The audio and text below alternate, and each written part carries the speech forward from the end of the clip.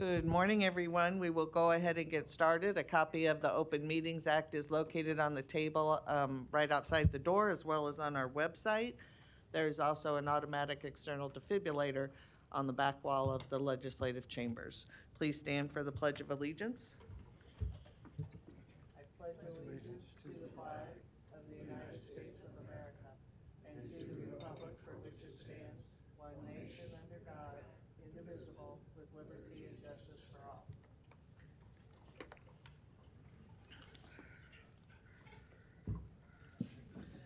We'll begin with the Douglas County Board of Equalization. Roll call, please. Commissioner Boyle? Here. Commissioner Kavanaugh? Here. Commissioner Friend? Here. Commissioner Garcia? Here. Commissioner Morgan? Here. Commissioner Rogers? Here. Madam Chair. Present. Item A, approval of the minutes of the Board of Equalization meeting held Tuesday, June 6, 2023. And item B, call for a meeting and set Tuesday, June 27, 2023 as a date for hearing on certified assessment corrections reflecting the addition of omitted property to the tax roll or increased value on property. Is there a motion to approve A and B? Second. Motion by Commissioner Rogers, second by Commissioner Morgan. Any questions or comments? Please vote.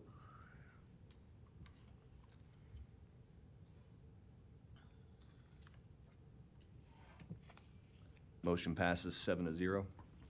Citizen comments. Is there anyone in the chamber or on Zoom wishing to speak to the Board of Equalization about an item not on the agenda? Seeing none, we'll move to resolutions. We have D, E, F, and G. There's no need for executive session, so your motion could include adjournment. Motion by Commissioner Rogers, second by Commissioner Morgan. Any questions or comments? Please vote.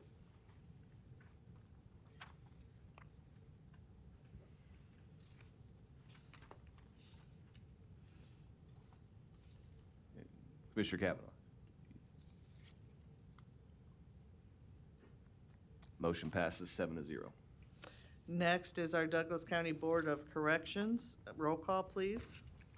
Commissioner Boyle? Here. Commissioner Kavanaugh? Here. Commissioner Friend? Here. Commissioner Garcia? Here. Commissioner Morgan? Here. Commissioner Rogers? Here. Madam Chair. Present. Item 1, approval of the minutes of the Board of Corrections meeting held Tuesday, May 9th, 2023. Is there a motion to approve? Second. Motion by Commissioner Rogers, second by Commissioner Friend. Any questions or comments? Please vote.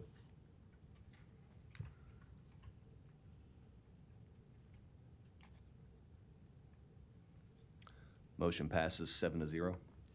Next are citizen comments. Is there anyone in the chamber or on Zoom wishing to speak to the Board of Corrections about an item not on the agenda? Seeing none, we'll move to a report from our Department Director, Mike Myers. Good morning. Good morning, Commissioners. Michael Myers, Director of Corrections. You have before you our report for the month of May. After the 11th month of the fiscal year, we are $206,219 under budget. We have been encumbering funds allocated to the safety renovations, which will continue into the following fiscal year. $371,796 were spent on overtime costs in May. This is a significant decrease of approximately $480,000 from the previous month. We project overtime costs will continue to drop as our recent class of 40 officers completes field training in early June, which actually they did complete over this past weekend. And there were over $700,000 in bond payments processed. Enclosure number 2, Community Corrections and Reentry Services. The Sanction Center and Transitional Discharge Center placed a total of 16 individuals in community corrections, saving 109 bed days. Work release admitted 23 individuals. House arrest admitted 70 individuals. 23 individuals were admitted to the Reentry Assistance Program, and one of those individuals achieved a GED. 63 individuals were admitted into therapeutic community housing units, and 2 individuals in the jail achieved a GED. Pretrial services, we are still working towards full integration of data systems to provide more robust data, but what I can report is that there were 239 individuals placed on pretrial release. 900 individuals over the course of the month were supervised on pretrial release. 450 individuals participated in the 24/7 sobriety program, and 141 individuals were supervised via GPS monitors, saving 2,948 jail bed days. Law library utilization via the tablet system continues to be strong and has increased every month. Of note, our pretrial release program can claim some credit for potentially saving a life. 911 received a call regarding a suicidal individual, and law enforcement responders noted that the individual was on our pretrial release GPS monitoring system. While en route, the caller reported that the suicidal individual had left the location and the whereabouts were unknown. Our pretrial release staff were able to provide real-time location data to responding officers who located the person who was in distress and took that person to a hospital for psychiatric care. So a very positive story out of our pretrial program.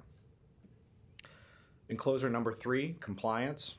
Preparation for our American Correctional Association audit is ramping up.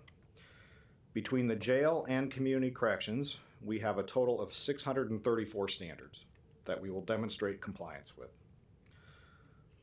The audit is scheduled for October 30th through November 4th, and our November 3rd, and our accreditation hearing will take place at the American Correctional Association Winter Conference in Washington, D.C. in early January of 2024. Enclosure number 4, personnel. 9 officers below the rank of sergeant left employment in May.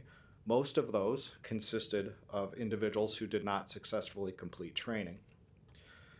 We do have a handful of upcoming departures of officers who are leaving corrections to pursue careers in law enforcement. 40 officers graduated here in the legislative chambers on May 26th, and they have now completed their 2 weeks of field training. As of May 31st, we were 101% staffed. Following approximately a 2-month period to allow for veteran staff to go through training for various recertification, we will plan another training academy to begin in late July in order to maintain our current staffing levels. Enclosure number 5, population. There are 1,268 admissions, that's an increase of 79. There are 1,289 releases. Our high count was 1,105 and our low count was 981.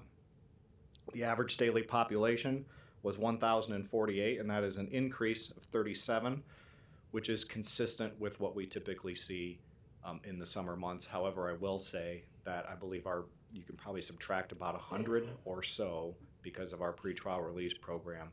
We're still going to see the cyclical changes, but I think it's just set at a different scale. There were 87 custodial sanctioned bed days. That was an increase. The U.S. Marshal population increased to 30 above the contracted minimum, generating more revenue for Douglas County. The felony pretrial population increased. The misdemeanor pretrial population decreased slightly. Probation violations remained stable. 17% of our population were between the ages of 18 and 24. 66% of our population were minorities, that's unchanged from the previous month. 15% of our population were female, and 17% of our population were homeless or near homeless. Enclosure number 6, medical. There were 905 intake screenings, and there were 344 health and physical assessments. Inmates were sent out 23 times for emergency medical care. 15 of those were by 911. There were 10 hospital admissions, which resulted in 50 days of hospitalization.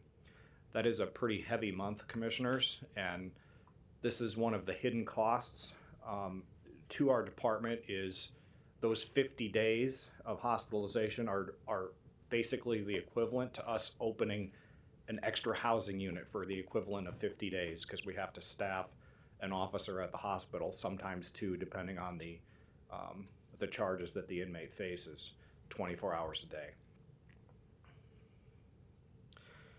There were 33 off-site specialty medical appointments. COVID vaccine clinics continued to be offered regularly to the incarcerated population. However, due to the expiration of the public health emergency, our supply of vaccines will be depleted soon. We will await further guidance on how vaccine will be distributed and administered going forward. Enclosure number 7, mental health. There were 147 initial psychiatric assessments. There were 63 initial mental health assessments. There were 83 mental health infirmary placements. 130 individuals were placed on drug and alcohol withdrawal protocols. Referrals to the Board of Mental Health were 23, matching the highest number in recent memory. There were 3 transfers to the Lincoln Regional Center, and 42% of our population was diagnosed with a mental illness. Enclosure number 8, security operations and honor guard. The crisis negotiation team that had 1 deployment, which resulted in a successful de-escalation and an attendance to court without force being required. Our correctional emergency response team, or CERT, that had 3 deployments for cell extractions, which were completed with no or minimal force required. And the CERT team provided security at the AJA conference. There were 8 searches of housing units conducted. Contraband recovered included marijuana, modified items for tattooing, a crushed pill, and suspected K2. Our honor guard provided service to the AJA conference and to the Douglas County Corrections Week Memorial Ceremony. Other noteworthy items: work on the facility-wide safety project continues. When concluded, all units with top tiers will have safety netting installed, and all of our top bunks are being replaced. The male and female infirmaries have temporarily been relocated to housing units where this project has been completed.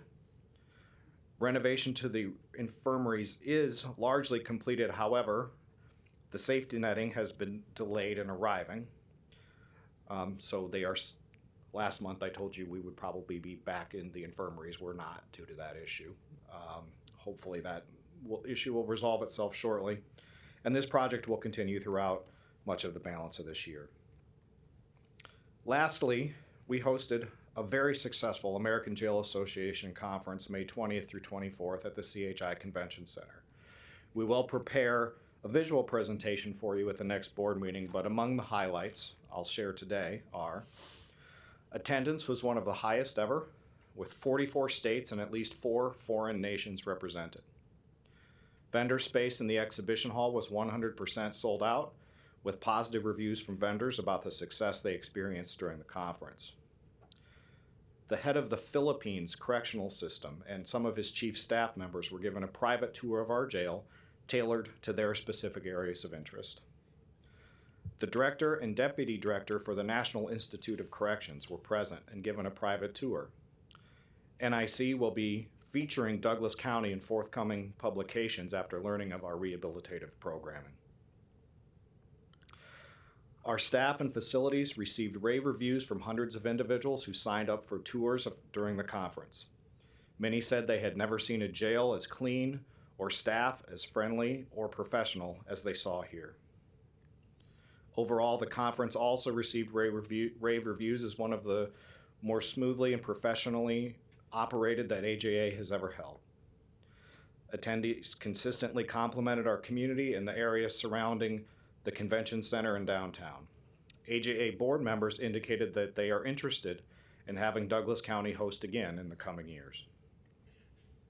I'm grateful to all of our staff who made this event possible. There were many hours of preparation and planning, as well as on-the-spot problem solving and accommodations of special requests. Several of our staff also presented educational workshops to packed rooms. Hosting the American Jail Association conference was an amazing honor, and you and we should all be proud of the display Douglas County put forth. With that, I'm ready for your questions. Commissioner Boyle?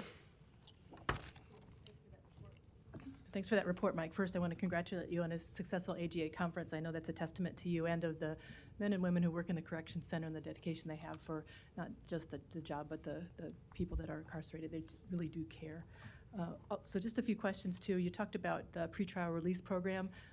I know that it's a new program. I'd be really interested, I'm sure, down the road to track recidivism rates. So do you have any preliminary information on that? We're getting close on that. Some of that will be able to start. It'll be a manual process at first. We are just getting to the point where people would have started to get their cases resolved, so we can tell you first the success rate of them getting from their initial arrest all the way through their court case. Long-term recidivism will take some time for us to. But the goal of the program is to get them through pretrial release, that period, successfully. And we should start having some data to be able to report on that. As I alluded to, the data system integration is a work in progress. There's a little bit more data that's becoming available. Every few weeks another piece of it is getting put together. So more to come on that. But thus far, our anecdotal evidence is that it's been pretty successful. Good. Glad to hear. Yeah, the data will be, I think, forthcoming, I'm sure. Then on another topic, you mentioned how hospital admissions were up. How many of these generally were due to acute psychiatric illness versus physical illness? We typically do not put people in the hospital for psychiatric reasons. We maintain them in our infirmary in the jail. So all of those would be, I better be careful. I would say nearly all of those are for medical issues, and typically all of them are. Okay, very good. And then we always talk about homeless services and how 17% of the population that are incarcerated are homeless. What is in place for them when they're ready for discharge to stabilize? So our reentry services staff work with a lot of community partners to try and do a warm handoff and to set up housing, mental health care, whatever services are applicable and available to the person, we try and get those set up. Some of the challenges in serving, there are many challenges in serving this population just because they tend to be the most, they present with the most amount of issues to address. But they also tend to be in and out of the jail pretty quickly because of the cases that they typically are charged with. So that does cut into our planning time, and we have to be pretty nimble in order to serve them, and oftentimes we don't get a lot of warning. They go to court and they're out. But wherever possible, our reentry services staff are coordinating with agencies such as Community Alliance, Sienna Francis House, Open Door Mission, et cetera, and a plethora of others to coordinate services that are tailored to the individual's needs. And then the last thing you did mention, just a comment, that 42% of those who are incarcerated have some type of mental illness. I think that just stresses the importance of the project we have to incorporate some mental health availability of treatment in the correction center, as opposed to just jailing someone and probably exacerbating the problem. So I hope once that is up and running, it's better for for staff, and it's better for the individuals that are incarcerated. So looking forward to that happening over the next couple of years or so. So are we. Thank you. Thanks. Commissioner Kavanaugh? Thank you. Thanks for this. And I'd like to echo the sentiments of Commissioner Boyle regarding the conference. That's a real feather in our cap, and thanks for doing a great job. Thank you. How many people attended? Between attendees and vendors, there were about 1,500, I believe. That's a great boost for our local economy, too, to have that number. They sold out of all of their hotel room blocks that Thanks they had. a lot. Just some of the standard metrics that we go over every month, and I want to commend you up front on a couple of things. The overtime number being down, and the budget being under budget. Those are both good things. And I think you've mentioned before, part of that is probably due to some of these diversion projects that are coming online, lowering the average daily population, which I believe was 1,048 in this report. What might be good, because you give us a month-to-month, and that's fine, but it might be good to get a year-to-year snapshot. Sure. Because although it's slightly up month-to-month, I think we're down year-to-year. We are. And I, That's the real trend that I'm Yep. looking for. Yep. Is, over time. The budget of $48,791,752 is the largest single budget in our Douglas County budget, and so any reduction there, no matter how slight, is a real improvement, because the overwhelming majority of that $48+ million is paid for by the property taxpayers of Douglas County, and so if we can save money on that, we're actually giving some property taxpayers some relief. The personnel that you have outlined on page 7 is another, I think, good news story. We're at 98.4 of authorized level overall, but the real one that I've never seen before, I don't think, is in corrections officers 1. We're authorized for 349. We actually have 351 on staff, which is 100.6%. That's great. Kudos to you and all the folks there that have done a great job of recruiting.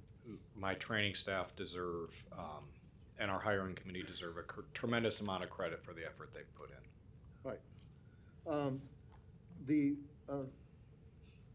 demographic breakout, again, on page 47, signifies a minority population, with the single biggest cohort being African Americans at 43.05%, Hispanics at 16.49%, and the total of minorities incarcerated at 65.64%.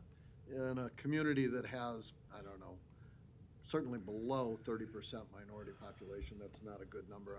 You don't have control over that, but it's good that we note that each and every month, because our community should be able to move that needle over time. The average daily population of 1,048, and you mentioned you've come online with a couple of these mods that have been being retrofitted. I think, was that the public safety bond monies being utilized on that? No, this was the first round of ARPA. ARPA, okay. So that would give us how many available beds total in the Douglas County Correction Center? Well, our capacity remains, unchanged at 1,450. 1 minute. But we have currently, 1 to 2 housing units closed, and depending on which ones that is, that could knock us down anywhere from 70 beds to 125 beds, Okay. depending on which housing units That are comes closed. into, again, something that Commissioner Boyle raised, that, ARPA requires us to look at our available facilities before we build new ones. If we were going to do something, and we should, on mental health for our incarcerated population with mental health issues, we have capacity in-house without building anything new, just according to this. And I want to commend you for the upgrade that you've done. I recently toured those mods, and it's going to be really good to have them back in service. But you have to segregate men and women, and there's also some clinic space that are limited as it is. But we could be utilizing that for some of these mental health services going forward. Time. I'll come back. Commissioner Friend? Thank you, Madam Chair. Mike, thanks for the information, and that conference was very enlightening, and you guys did jumping into the choir. You guys did a great job. Also, your Deputy Director, Amber Redmond, she's an all-star. So here's, just so everybody knows, so here's what happened. She's savvy and she's smart. So she feeds me lunch I was there for a couple hours. She feeds me lunch, and then she walks me over. She goes, "Have you seen the gloves?" And I said, "No, I haven't seen the gloves." She goes, "Come on this way." So we walk over to the display that has the calming gloves, and some retired Marine NCO says, "No, just stand right here." And, I prepared myself. This guy grabs me. I swear it felt like 12, 15 seconds. It was like a half a second. I was on my knees, and I looked over, and Amber was just laughing and enjoying herself. Really, really brave. Fortunately, you're $206,000 under budget, because that is right before the budget cycle hits. And they're taking a sitting county board member and knocking him. By the way, there's video. The video was. Oh, it's been seen. Hey, Mike. It's on my phone up there, commissioners, if you need to. So Commissioner Boyle laid out some interesting things. Like, since we're doing, over the last few weeks, since we're in the process of doing what we're doing, I had a kind of a weird question for you. Since I've been on this board, I don't believe I've ever seen in Enclosure 7, the 42% of the population being diagnosed with mental illness. I don't believe I've ever seen that number less than, I think, 30%. When you were hired, was that number low or high? And if it was low, is it because we didn't have the clinical protocols in place necessary? And I'm not criticizing other people in the past, but do we know more now than we knew then? Or are these consistent problems over the last 10, 15, 20 years based on your institutional knowledge? They are consistent. The numbers, I actually believe, have crept upwards in the past several years. From, I would need to go back and look but my recollection is that we used to kind of run in the mid to high 30s, and we've kind of crossed over that 40% threshold fairly consistently in the past few years. And I think there's a couple of reasons for that.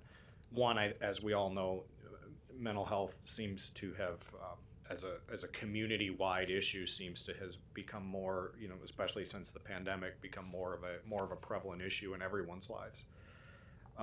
The other thing is a lot of our programs and diversion type things that we're doing, a lot of the times those who are most severely mentally ill, those aren't going to be the people that get put on those programs. So even though maybe as a raw number, the number of mentally ill in the jail may not have increased, the percentage can increase because we're doing a better job of diverting people who are capable of being diverted and moving the overall number down a bit. Okay, so here, my final thing. Based on what you have now, not what you would potentially have in the future in regard to separation or intake type of capability, what percent of that 42% can you actually cordon off right now? So if somebody shouldn't be next to someone that you would deem 1 minute. Thank you. Deem inappropriate to be next to get the right type of help, or at least the right type of knowledge or aid, what are we talking about of that 42%? They're all just in the general population?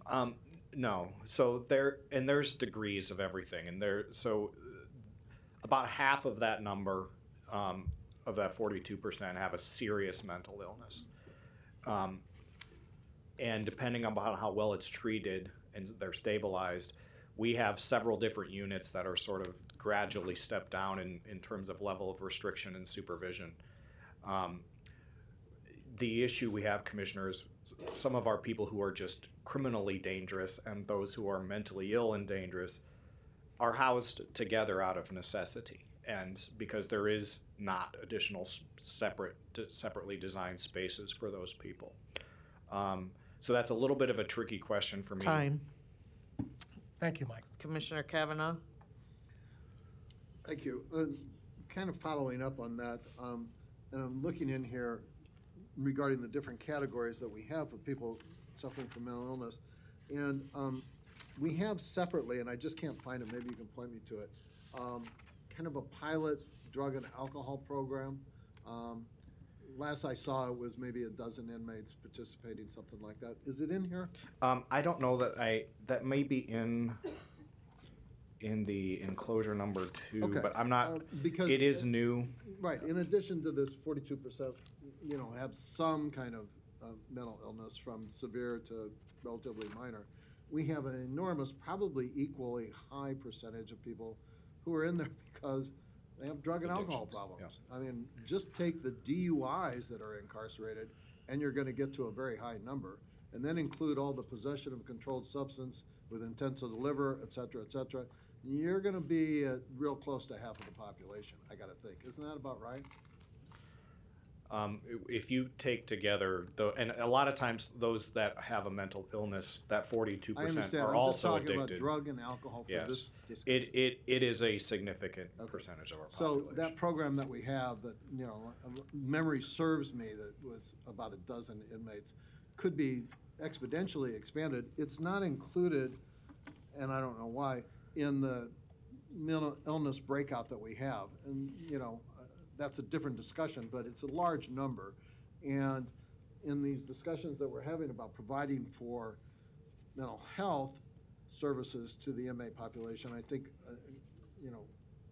part of that should be providing for drug and alcohol treatment for people. You're going to have a much higher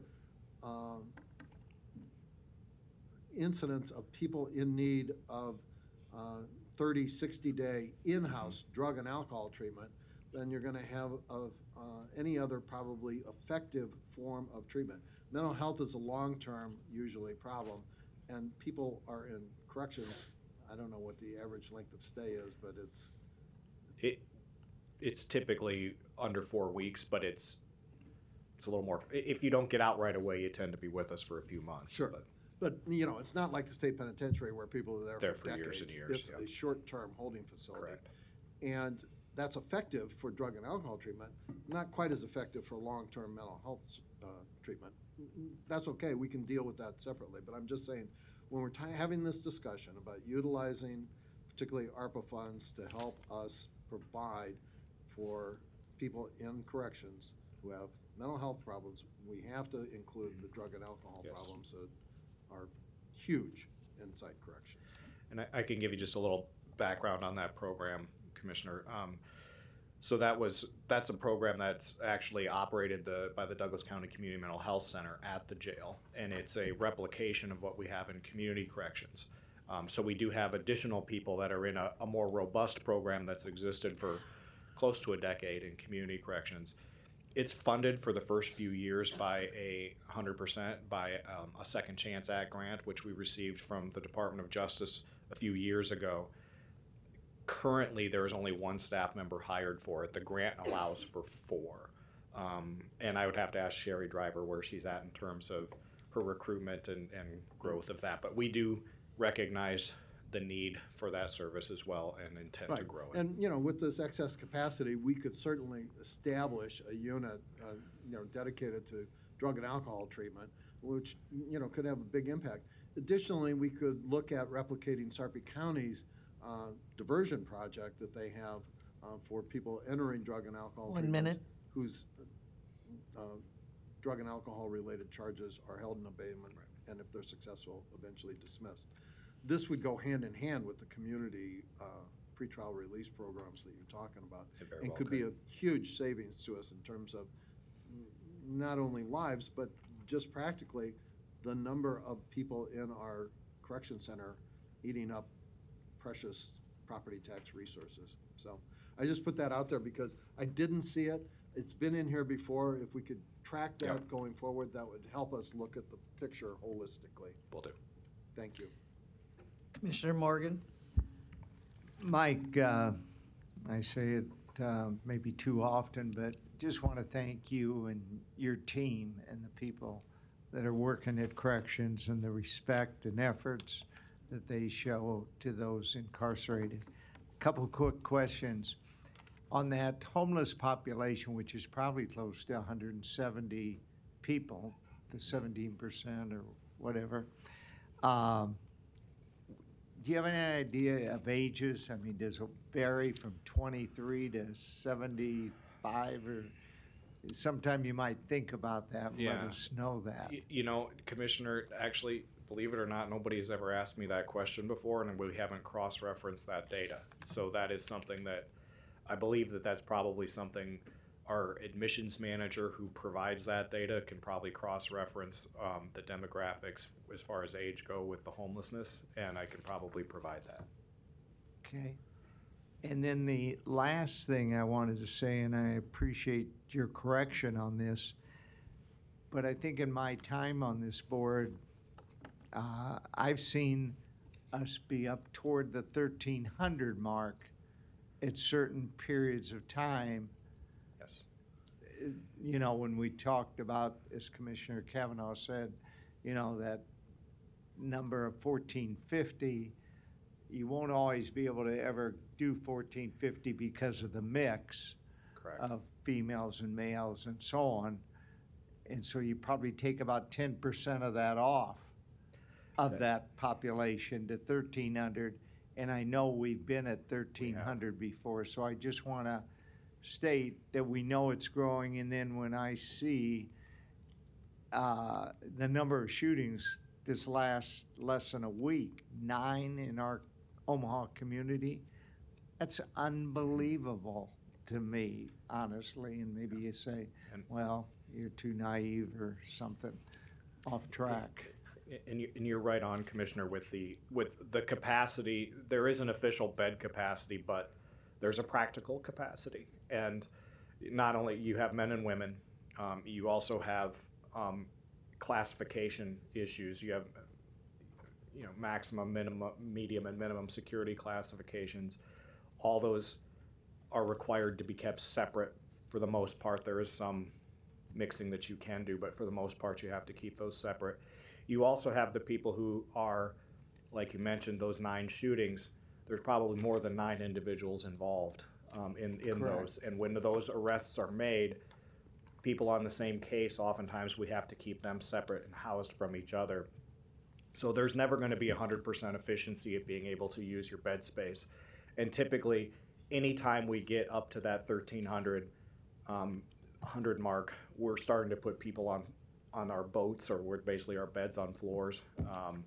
And because of we may have some empty beds, but we can't use them, either because you have somebody who's severely mentally ill and dangerous, and you can't house. You have to put one person in a two-person cell, or those other issues related to their security classification, keep separates they have with other individuals, gender, etc. Thank you. Yep. That's all. Mike, glad to see the numbers on pretrial and the success of the program. The 2,948 jail bed days saved. Would it be fair to say, well, our cost per day, $300 or so? No, our costs are less than that. And, Okay, so whatever that number is Right. per day, times that number of beds would be what this program is saving correct. in those bed days. That Yep. might be a good A good statistic. stat Yep. just to put in here.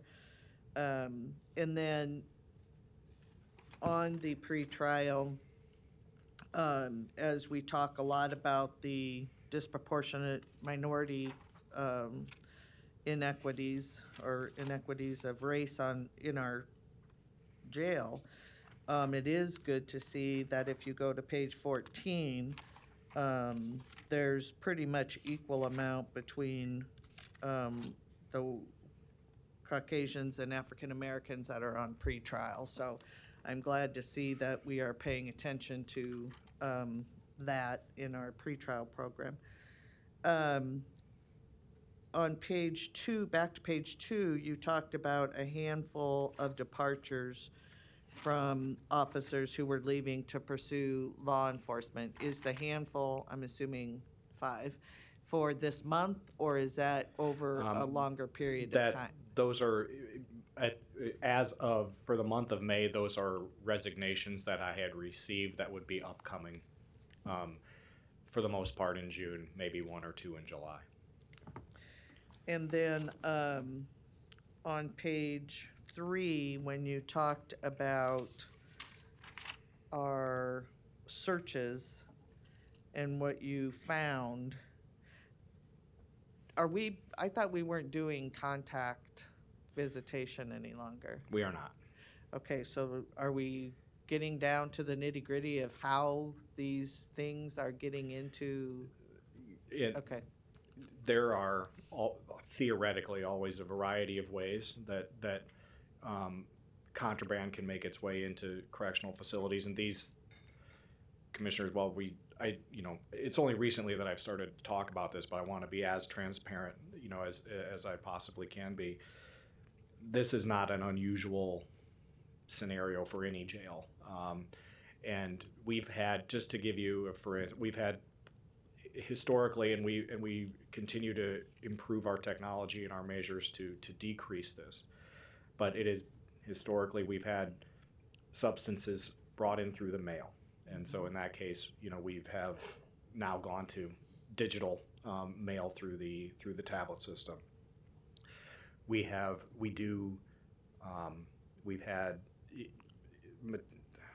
materials that are brought in inside a person's body. We have a body scanner. It's not 100% that it's always going to be caught, but we do catch things on a regular basis. I can't tell you when we don't catch something because aren't aware of it.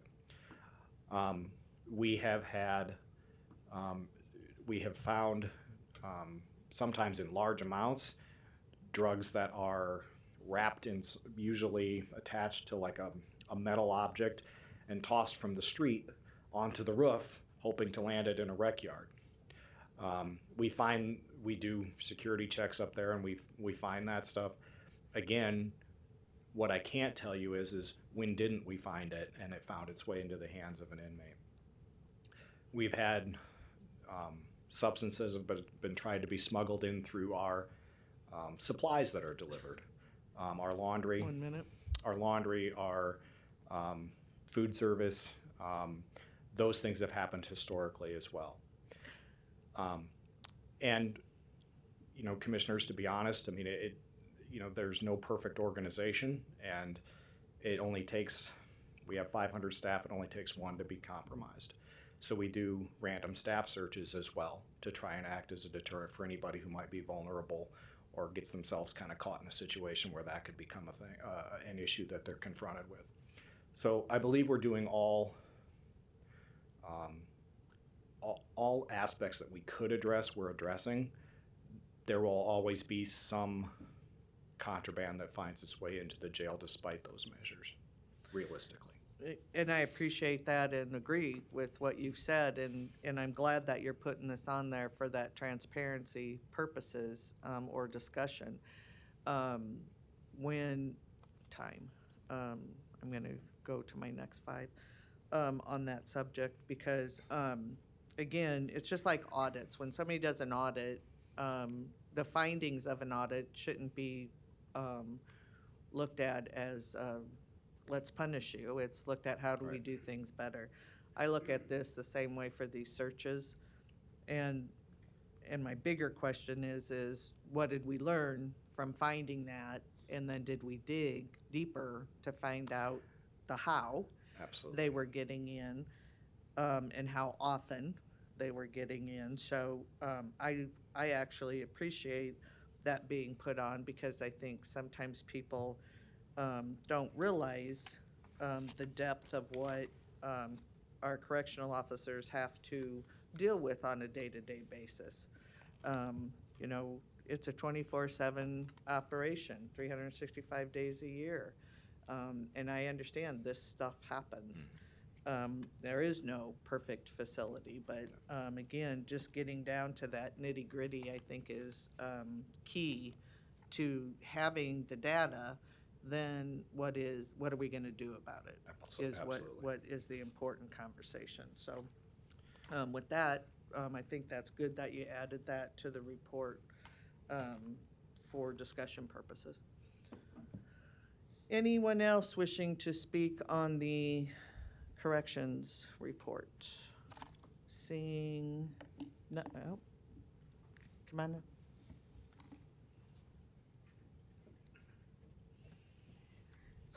Good morning, everyone. Good morning. Jaquela Yarbrough. Can y'all hear me? Forgive my tardiness, just running a little late with kids. I was trying to pull up the report and take a few notes. When we talked about the race equity issue in the pretrial arena, I'm trying to get a little bit more understanding around, because I reviewed some of these numbers, that we're making some progress in that area, as the same amount of African American offenders and white, that population is more equal. I do want to point out that that's because Black people are less of the general population or the entire population of the county. In fact, the county, the city, and the state, that would still be an overrepresentation if they are still at the same numbers as white Americans in that population. So I would be interested in some effort in that sense to continue to reduce that number. I do have some concerns about the no contact visitation. I've been in contact with Director Meyer a bit, just to follow up with what the plan is going to be for no contact visitation, as we do work to make the change and strive for mental health endeavors to be improved within the county and within these facilities. I do believe it is related to the fact that there have been a lack of visits solely because of you have to pay for a visit. You have to pay $12 for a visit. You have to have access to a debit card or a credit card. You have to have access to a digital device. You also have to know how to use those devices. The numbers already show us that, people of poor socioeconomic stature, those are going to be those who are most impacted. And so I have a little bit more concern about the plans for visitation and how we plan to improve that. Thank you. Thank you. You got a couple minutes. Oh, he shut it off. Let's finish the Do you want me to answer that question? Let's go wrap back around after.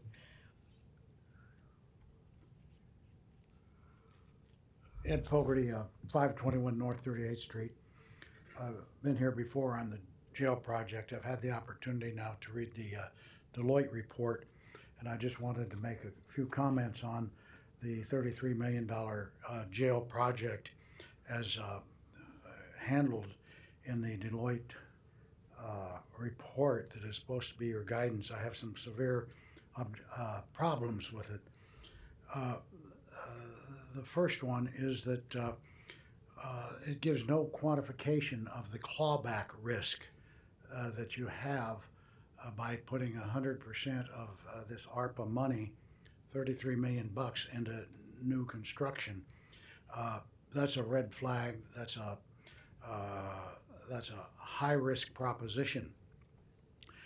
And when they don't give you what is common practice for all legal advice to any client, that is a risk-benefit analysis with numbers, such as 2 weeks ago, what were the chances of the Heat against the Nuggets? Well, it would be nice for you to know that before you spend $33 million all on building and none on service. The second thing, they're giving you no path forward.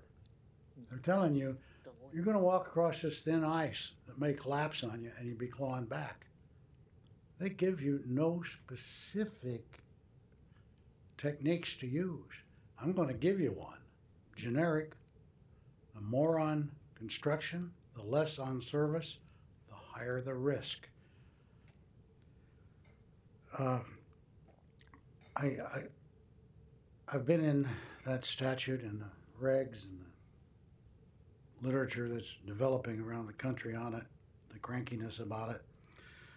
The good news is we're not in the 11th hour on this project. I think the regs provide that you got to commit the money by 12/31/24. That's a year and a half from now, and they won't do clawback on you if they approve a commitment to it that you review with them until 12/31/25. So there's plenty of time, and you're not under pressure right now. But it would be nice to spend this summer thinking of all your options. And I think Mr. Kavanaugh talks about drug and alcohol abuse. I'll tell you, I was on the board of mental health. Our Axis One, as we used it in those days, was, you know, your schizophrenic, bipolar, delusional disorders. I'm going to say also alcohol, drug abuse, substance abuse was also statutorily right up there at Axis One. So it's a, you know, it's a big problem. We know that, and it's a one that's easy to address. The first thing you got to do now, and they didn't tell you to, they mentioned it, but they didn't tell you that they didn't red flag it. It recites the Code of Federal Regulations exactly, and that is you got to have two alternatives. I'll quote that for you. In federal legalese, 31 CFR .6 sub B sub 4 sub, those are three little dots. I'll read it to you. The proposed jail project must be compared with at least two alternatives and explain why the proposed plan is the superior plan. My final word on this is you got one of those alternatives. Mr. Kavanaugh gave it to you in, on 1 a minute. video PowerPoint. And I'm holding it in my hand, and I'm sure he's probably giving you all 6 copies to take home. But in any event, you got to do those alternatives, and it's the time now to relook at this whole thing before clawback and the ignominy of having misspent federal money in a very dangerous area where everybody's in good faith. Everybody's in good faith, wanting to do the best they can do for the county. But the feds have put pitfalls on either side of this path. Thank you. Mike? Commissioners, regarding the question about visitation, so just a real quick looking back at how we got to where we are. When COVID hit, we closed the public lobby. We closed our face-to-face attorney visits. The attorneys started using the video visitation stations in our lobby to consult with their clients. Also, virtual court became up and running. Courts were for a couple of years 100% virtual, and now are a very small percentage virtual. However, virtual court does, I think, have a permanent place that's beneficial to basically all parties, especially when individuals have cases in more than one county. The status quo before is if you were in Douglas County for 90 days, you'd sit here for that full 90 days, and when you got to the end of your sentence, if you had a case in Sarpy County, then they would come get you and you'd start the process from square one as a new pretrial person there. Now, people can make their appearances across counties and across states while they're still in our custody, and it happens in reverse as well, so that cases are getting resolved faster. People are spending less time incarcerated as a result. So our current dilemma that we have, I think, recently discovered a solution to, thanks to the conference actually, our current dilemma is there are still some of our video visitation, or excuse me, some of our attorney clergy face-to-face rooms, which are still used for virtual court. So our capacity for face-to-face attorneys visits is not 100%. It's probably about 70% of what we had for space. That means we're still having to use what we ask the attorneys to do is if it's something that you absolutely need to sit face-to-face with your client, come upstairs to the contact visitation, and you can go over those materials or whatever it is that you need to do or sign paperwork that you can do face-to-face. Otherwise, please use the video visitation option in our lobby. What we discovered at the conference is one of the vendors has small soundproof booths with technology built in. So we are in the process of contacting that vendor.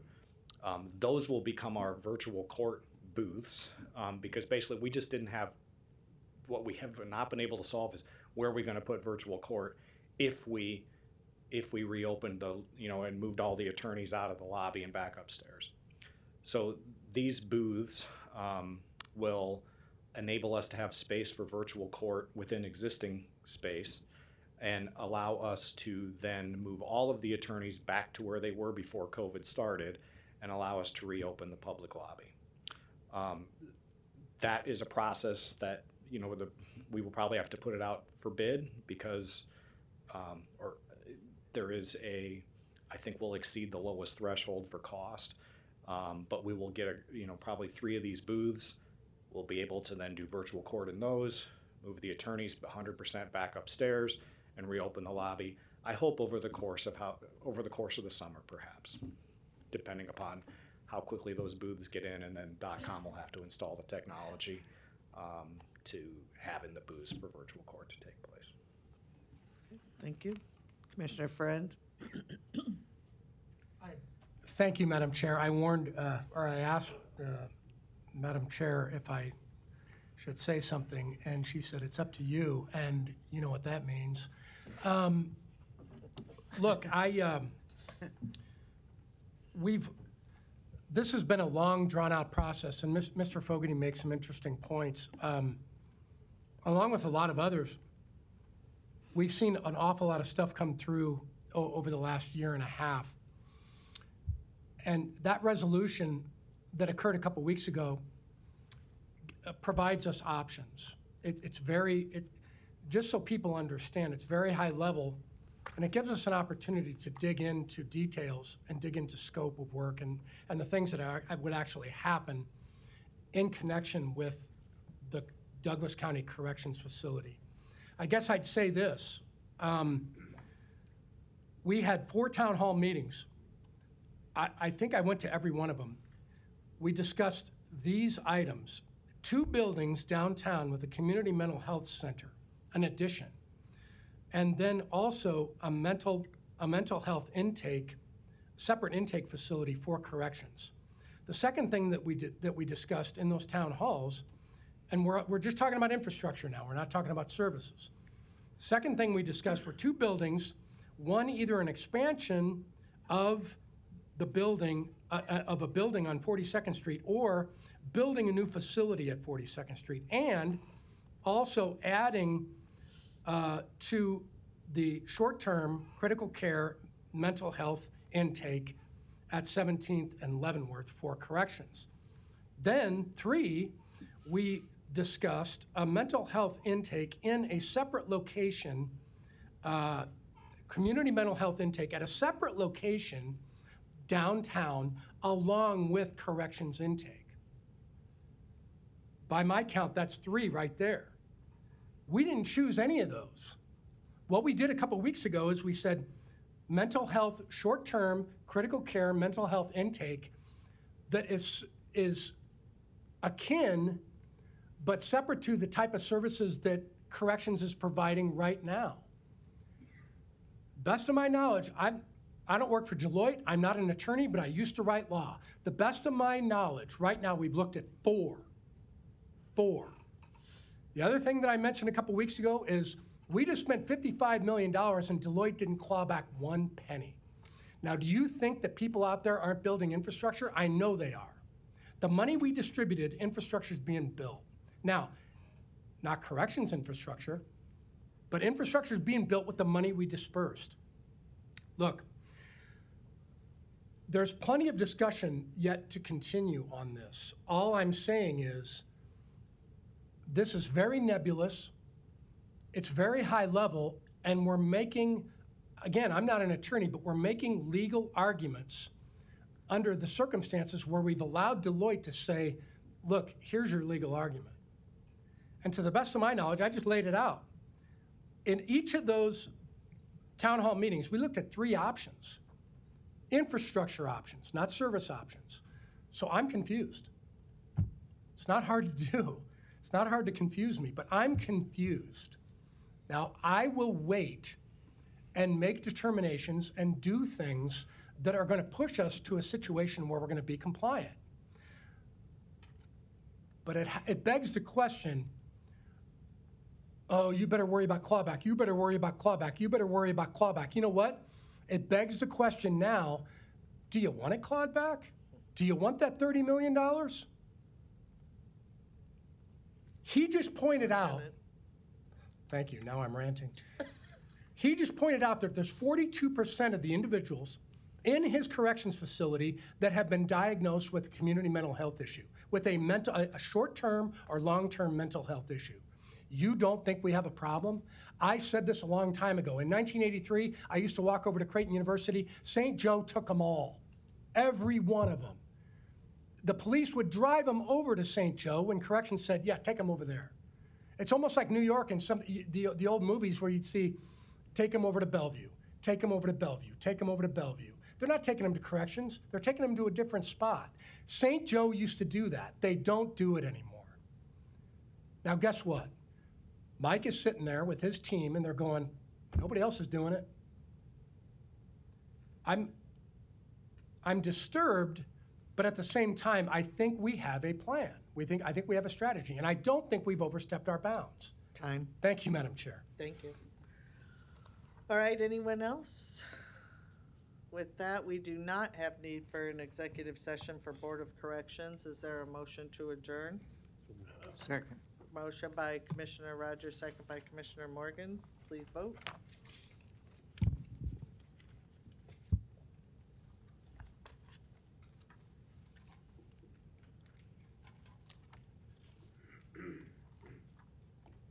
Motion passes 7-0. We'll move to the agenda for the Douglas County Board of Commissioners. Roll call, please. Commissioner Boyle? Here. Commissioner Kavanaugh? Commissioner Friend? Here. Commissioner Garcia? Commissioner Morgan? Yes. Commissioner Rogers? Here. Madam Chair. Present. Item A, approval of the minutes of the Board of Commissioners meeting held Tuesday, June 6, 2023. And item B, approval of claims submitted for payment processed through Tuesday, June 20th, 2023. Is there a motion to approve A and B? Motion by Commissioner Morgan, second by Commissioner Rogers. Any questions or comments? Please vote.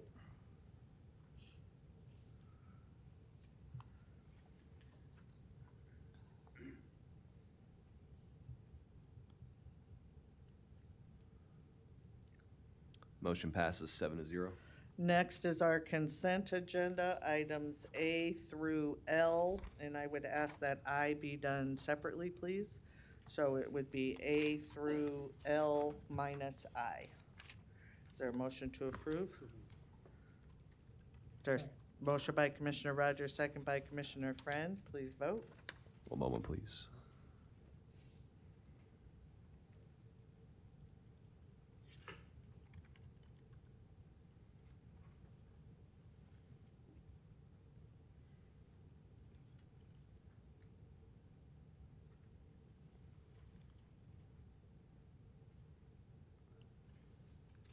All right, thank you.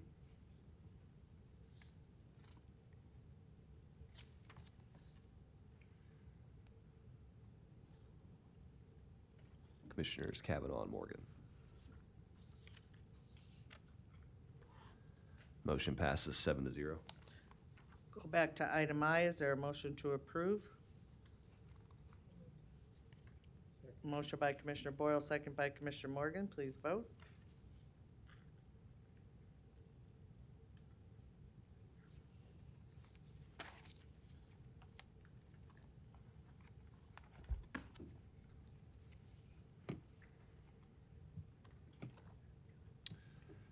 Motion passes 6-1.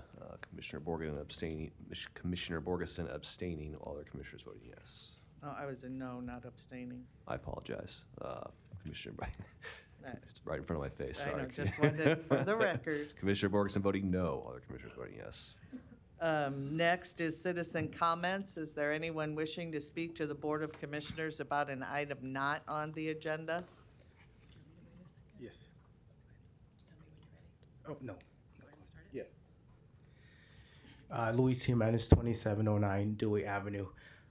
I have a video I want to share with you guys because I've been thinking about mental health and behavioral health, the differences in that. What about me? Who exactly am I? You You're Anthony. Anthony. Yes. Anthony is a nice name. Anthony, don't you think? It's a very nice name. My mother gave it to me, I imagine. Do you know her? Who? My mother. She... No. Oh. She has such big eyes. I can see her face now. I hope she'll come and see me sometime. Do you think, Mommy? He was saying she might come occasionally at the weekend. Your daughter? No. Mommy.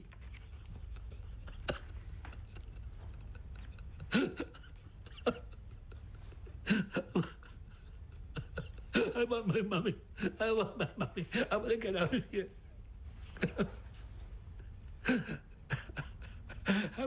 Have someone come and fetch me. No, shh. No, I want my mommy. I want her to come and fetch me. I want to go home. What is it, Anthony? What is it?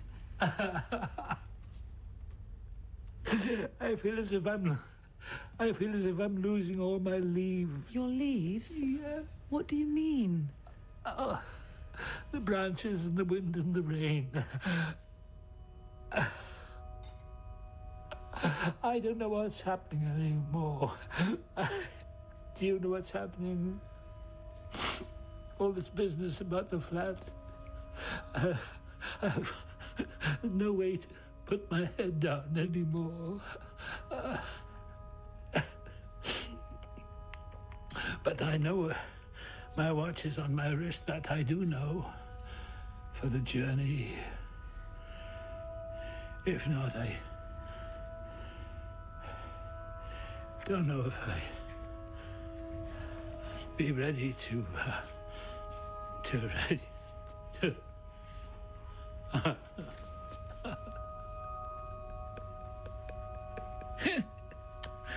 First, we'll get dressed, shall we? Yes. We'll get dressed, and then we'll go for a walk in the park, shall we? Yes. Good. The trees and all the leaves, and then we'll come back here and we'll have something to eat. Yes. And then you can have your siesta, all right? Yes. And then if you're feeling on good form, we can go for another little walk in the park. Just the two of us. Yeah. Because it's such a lovely day. Yeah. It's sunny outside. And we have to go while it's sunny. We have to take that chance. Because it never lasts long when the weather's this good, does it? No. So, let's get dressed. Is that all right? No. Come on now. No. Come on, baby. It's all right. Come on. Shh. Easy now. Easy. You're going to feel all right in a minute, I promise you. Everything will be all right.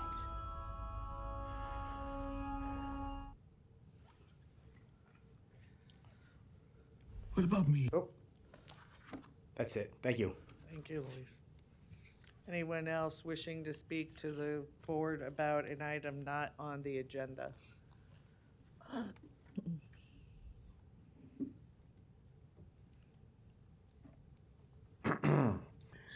Larry Store, 5015 Lafayette Avenue, Omaha 68132. Last week I spouted off a little bit. I know you guys don't necessarily listen and you have a train of thought going. But you granted some special privileges, quote, quote, last week that weren't listed on the agenda, and you sprung them on us when the meeting started.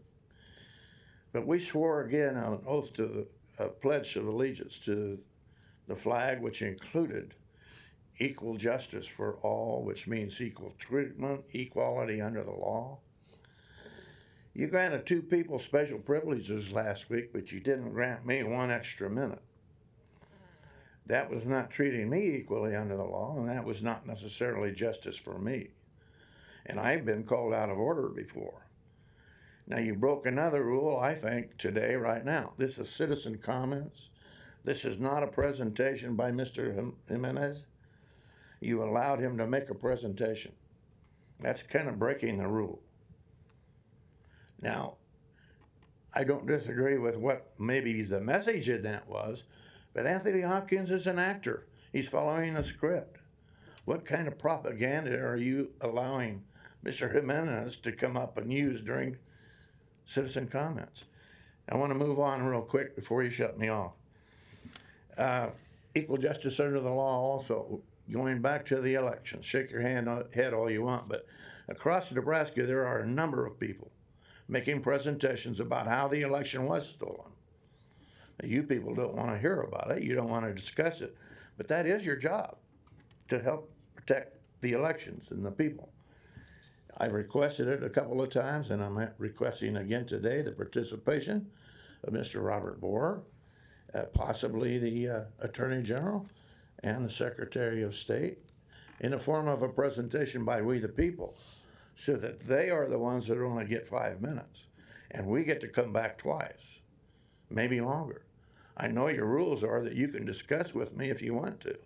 You can ask me questions or invite me if you want to. But that seldom happens, does it? But we today have the largest assault on this country, this republic, that we have ever had. And I see no concern about it. Talk about equal justice. There is no way in hell that the treatment of the President of the United States, who, by the way, I believe is still the President because the election was rigged, was stolen by outsiders. He is, in fact, the lawful President. But the leftists and the Marxists of this country are going to take him down to keep him out of running again. That is against our Constitution, and you guys should be talking about it and arguing against it. You don't do this and then release all the information to the media, for God's sakes. They just ruined whatever case they had. Totally unconstitutional, and you should speak out about it. I have something real quick. I won't read the whole thing. I just want to give you a disoriented highlight and present this to you from Mr. Robert Bohr that backs up some of the things I say. You won't like it, but we the people didn't get to count the votes, did we? Private third parties did. How many of our legislators actually take bribes against their oath? The Nebraska Constitution talks about that. Oh, by the way, we're not a republic. The Nebraska legislature is a unicameral, which, by the way, the Constitution promises a bicameral. 1 minute. Yeah, George Norris wasn't necessarily the brightest guy in the universe. But our legislature needs to go back to a bicameral so that there's more representation by the people, who, by the way, we elected them anyway. It should be nonpartisan. The Nebraska Examiner works for them, not the public. They are supposed to represent the people and secure our rights, but they're more or less representing somebody else, aren't they? They often defer to the executive branch or the Secretary of State, who wants an easier job. They defer to the big 3 election commissioners appointed by the governor, who also want easier jobs. They defer to private interests.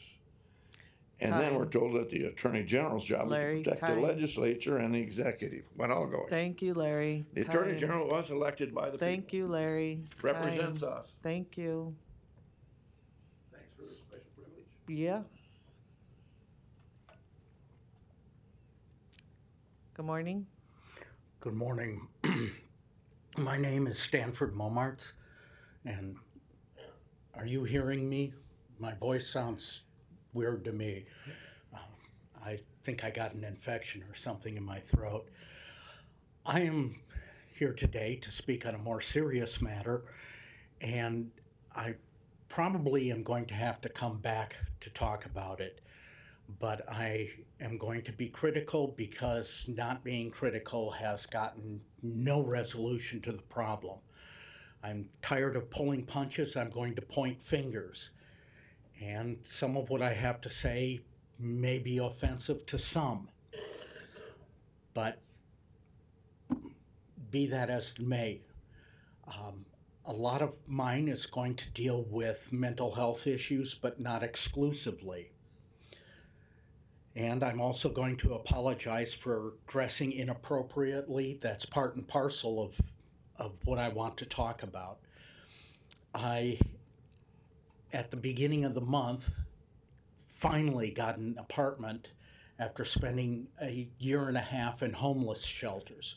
Most of that time was at what I call the St. Francis House, which I think is in Commissioner Rogers' district. They are an evil place, full of mostly evil people, and I'm going to start right off by naming the very few good ones there. Mandy, and it's not Amanda, apparently. Her mother was a big fan of Barry Manilow. Dan, James, Glenn and Anthony, although the last two are turning to the dark side being turned to the dark side by their coworkers, and that about sums it up. They embezzle funds. The federal government grants $150 per day per capita for the support of the inmates in the shelter. And a big part of that is to feed the people in the shelter. The kitchen manager, whose name is Dan, I mentioned him already, his budget for food is zero. The budget for maintenance of plumbing and electricity is zero. I don't know where that money is going, but it's not going there. The reason I don't have appropriate clothing to wear today is because after I was thrown out because food was planted in my locker, food is not allowed in the dorms. And I can see reasons for that, but it's not uniformly enforced. They confiscated my goods and threw them out, including a bunch of clothing, a bunch of toiletries, toilet paper. It is the only BYOTP shelter in the world that I know of. And they constantly confiscate things and supposedly throw them out or bag and tag them. Nobody knows where those bags go. But a lot of us suspect that it goes to staff's homes in staff cars, which are locked up in a private lot. They had to lock up the lot in order to keep the cars of the staff members safe and so nobody would see the chairs that they took out of circulation and kept on the loading dock rusting. Now, the director over both men's and women's told me that she told the director of the men's side to bring those chairs back in. And she told me that 3 times. He never did. He finally sent them away. We don't know if they were donated somewhere else or stolen, but they don't have enough seating in there, so they drive people outside even in the most inclement weather. This winter, they had 2 people who died of exposure to the elements that they threw out when the law said they were not to be thrown out because it was too cold. There is no sympathy for the inmates. Their whole policy is management by harassment. And all of their standard rules and policies, the only purpose they serve is to harass the inmates. They are not allowed indoors no matter how bad the weather is for certain times each day. They are not allowed reading material. Twice they've thrown out the book donation rack. I don't know why they don't want us to have reading material. Time. Thank you. Okay, I'll be back. Thank you. If any of you have questions, you can corner me afterwards. Thank you. Anyone else wishing to speak to the board about an item not on the agenda?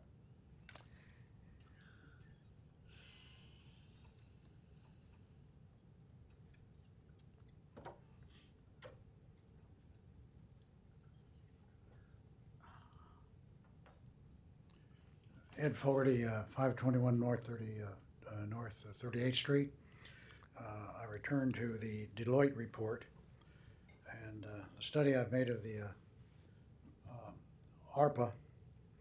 It's pretty broad reach of things in it, including the urban department and agriculture department and housing department, and some of those capital expenditures that you see people doing, other governments doing, have to meet the same standards, but the connection between what they're doing is almost certainly very clear and evident that they can do it, or they're going to be doing it with the same risk that we're all taking here.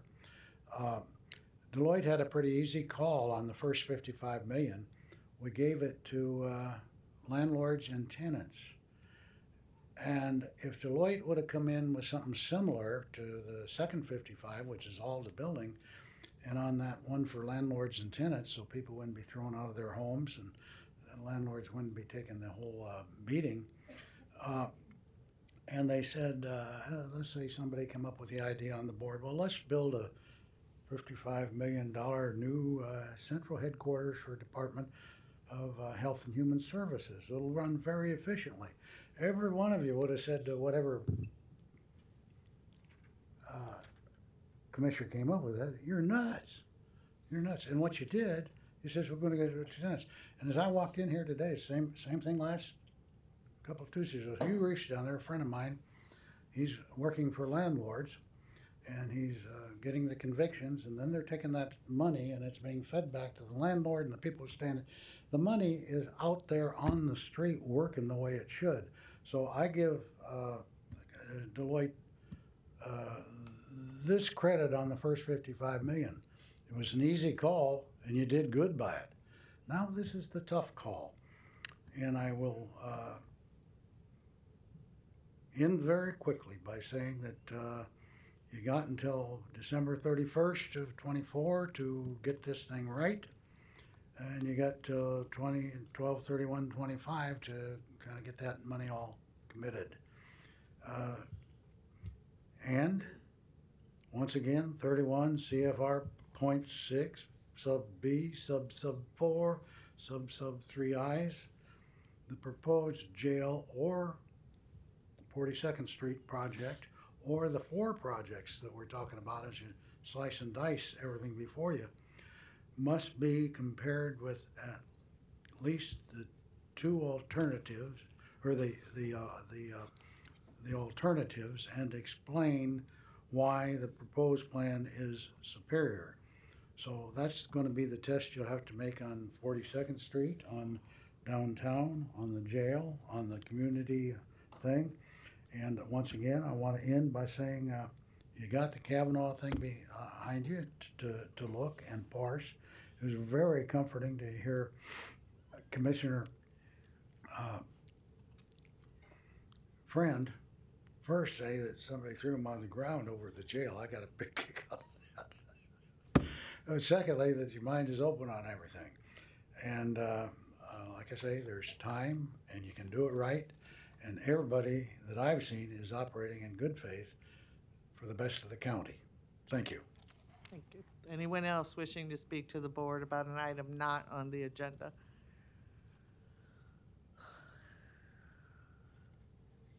Good morning again.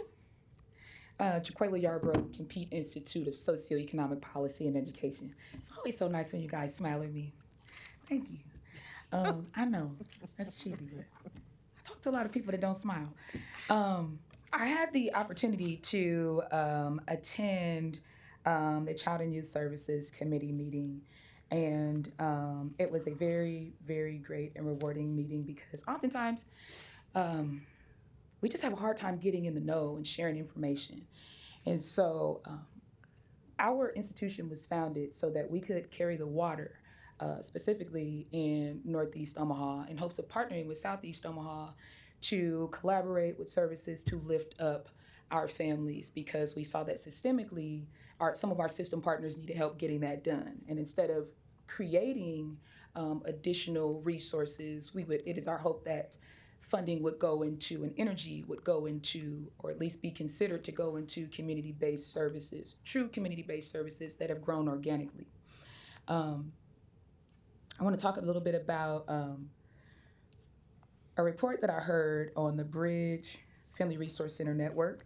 I did want to hold off on forwarding you all a final report until I did have a chance to meet with a newly positioned ED. So she and I did have a very promising meeting yesterday. But for the public and for everyone who is not aware of what is going on with with the Family Resource Centers, essentially in about 2020, 2021, we started meeting, and I say we, our organization, a group of community members, we began to meet with the national network and start to talk to other Family Resource Centers to talk about what they really should look like. And because naturally we were a little bit intimidated, like, oh, this is something that we kind of heard thrown around in the county. How's it going to affect us? How do we get ahead of this?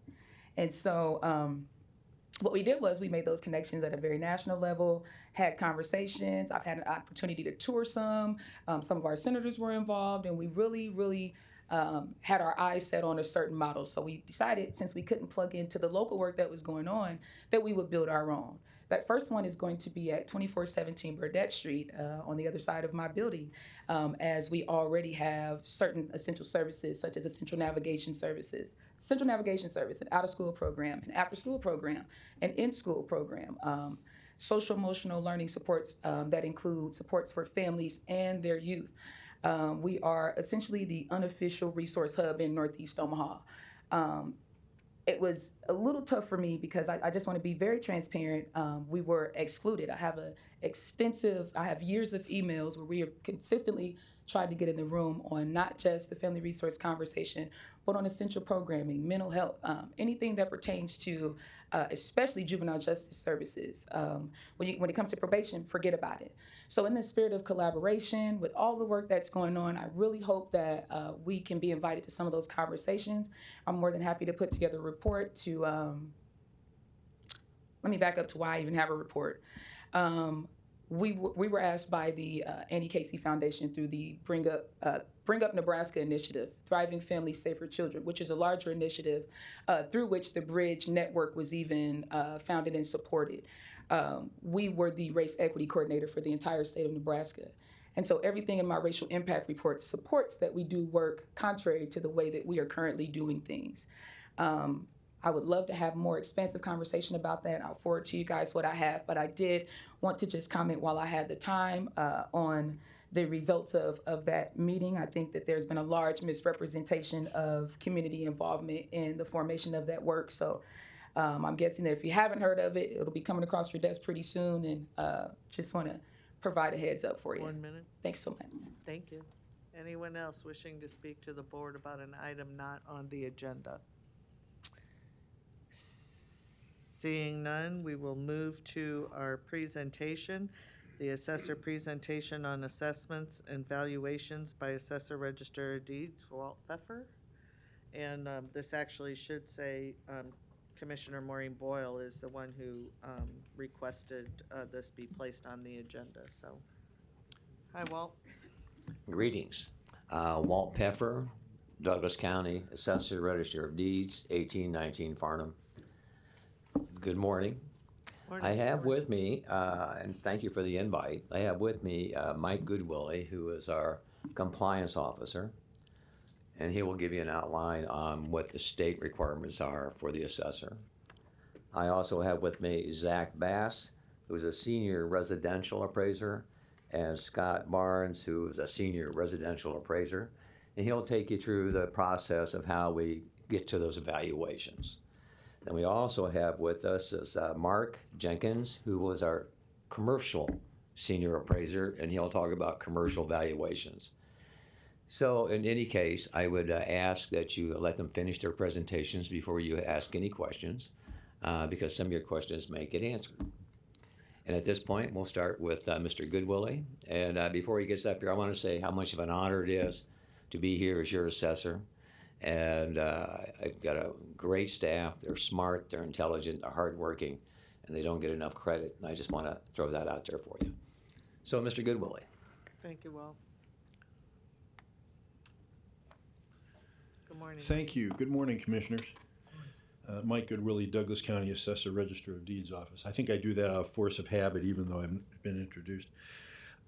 You should have, we dropped off a lengthier written version of kind of what we're going to go through today, along with some exhibits. I assure you I'm not going to stand here and read that and get down into the weeds in that way. But what I would like to do is what Walt has suggested, is give you a thumbnail to walk you through the things that are required not only of our office, but the other assessment offices in the state of Nebraska with respect to value.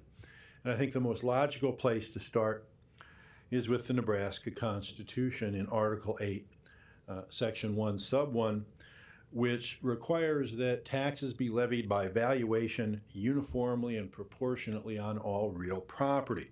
Now, the meaning of that phrase, that sentence, is fleshed out by the Nebraska legislature as well as state regulations that have the force of law. But let's start with this.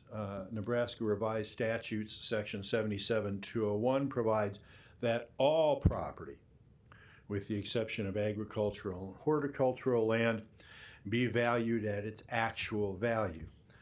As you may know, there's a special valuation preference that's constitutionally and statutorily mandated for agricultural land. So let's explore what actual value means, and that's defined in Section 77-112 as the most probable price, if exposed to the market, most probable price paid for a property if exposed to the market or in an arm's length transaction between willing and knowledgeable buyers and sellers. If you were to boil it down into its most basic terms, is what is the property likely to sell for in the marketplace? Could you sell it for that? 77-112 also dictates some methodology. It has a methodology piece.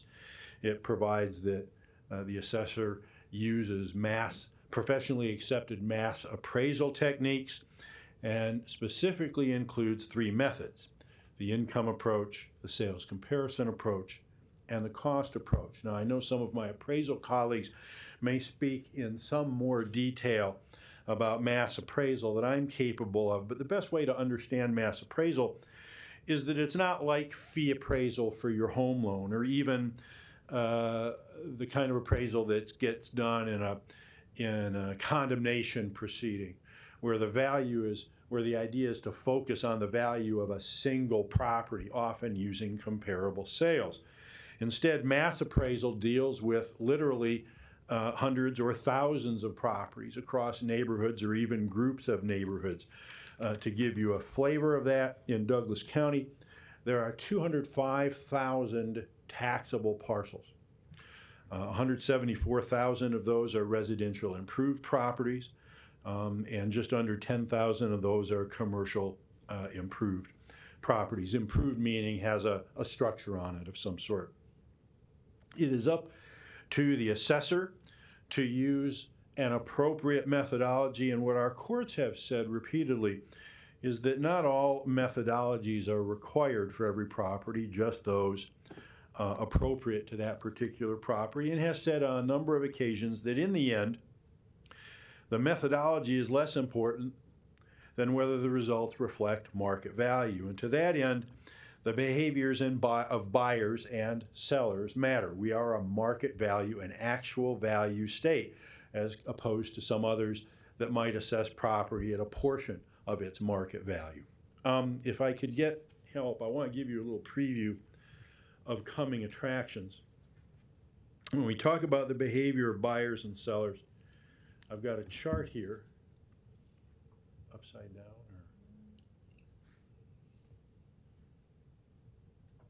There we go. Can we get that? Yeah, good. Can everybody see that? Let's get that a little bigger. It is from the Great Plains Regional Multiple Listing Service, and they track closed selling prices. What this graph does is it talks about our region. The blue line is Omaha, the red line is Lincoln, the green line Mike, is... can you move back to the microphone? I'm sorry, There I you go. apologize. This is from the Great Plains Regional Multiple Listing Service. They track selling prices. This is a chart for our region, the blue line being Omaha, the green line being Lincoln, the red line being the total region. And it tracks median closed selling prices from January 1 of 2020 to the spring of this year. And if you take a look at the left-hand axis, the starting point is just under $200,000, median closed selling price. If you take a look at the far right hand of the graph, the closing point seems to be the springtime of 2023, and in the Omaha area, it appears to be equally between $300,000 and $320,000. Let's call it $310,000 for argument's sake. The other two graphs are not far behind. It's a chart of median selling prices, so it means that some selling prices are below that amount, some are above that amount. But the point is, this is a glimpse over the last 3 years and change of what buyers and sellers are doing when they decide what properties are worth with their checkbook. And in a market value state, an assessment office cannot ignore that kind of data. Like it, lump it, or not, if that's what the data is, if that's what the buyers and sellers are doing, we have to pay attention. Now, the other piece I'd like to talk about at least a little bit is, well, I'll get to this. Actual value standards, I want to emphasize this, they are applied to all, they are to be applied to all properties, not just sold properties. The reason is rooted in the second significant requirement of that constitutional phrase, uniformity and proportionality. The shorthand for that term you often hear is equalization. And it's a commonly used term. It's sometimes misunderstood because it does not mean that every 4-bedroom, 2-bathroom house throughout the jurisdiction has to have the same numerical value. What it means is that they all have to be valued at the same relative standard in comparison to market value. The idea is that all taxpayers should be sharing the property tax burden in the same relative proportion, and that it's not right to have someone at 100% of their market value and then next door someone else at 60% of their market value. That's why you treat sold and unsold properties the same. Now, the state measures us on our conformity to this uniformity and proportionality clause. And they do it in the preferred mass appraisal technique, where they take all of the arm's length transactions over a study period. In the case of residential, it's a 2-year window. In the case of commercial, it's 3. And they take, for each of those sales, they take the assessed value and divide it by the selling price. The assessment sales ratio is the phrase you hear. All of those ratios are arrayed, and the median ratio is the level of value for that class or subclass of property. Now, they don't do that just for Douglas County. They do that for all 93. Because value is not necessarily always a precise estimate, if we all walked through one of your houses and then were asked afterward how much we think it's worth, we'd all probably have some slightly different number. And so, because actual value is not necessarily a precise point estimate, measurement is a range as well. And so that level of value number has to be between 92 and 100%. You sometimes hear that phrase. Well, that's what level of value means. Our 2023 level of value numbers for residential and commercial property were 94 and 93 respectively. So closer to the bottom of the range than top. And I think some of my appraisal colleagues will talk about how we got to where we got. There are a couple of things that you have to keep in mind about this measurement piece, this uniformity and proportionality piece. First, it assumes that sold and unsold properties are being treated in the same fashion. Second, the values, regardless of the method that is used to arrive at them, are measured against the selling prices. So whether you got that assessed value through cost or income or through sales comparison approach, that level of value is determined based on the selling price for that property. So in the end, the truth outs with the selling price about your methodology.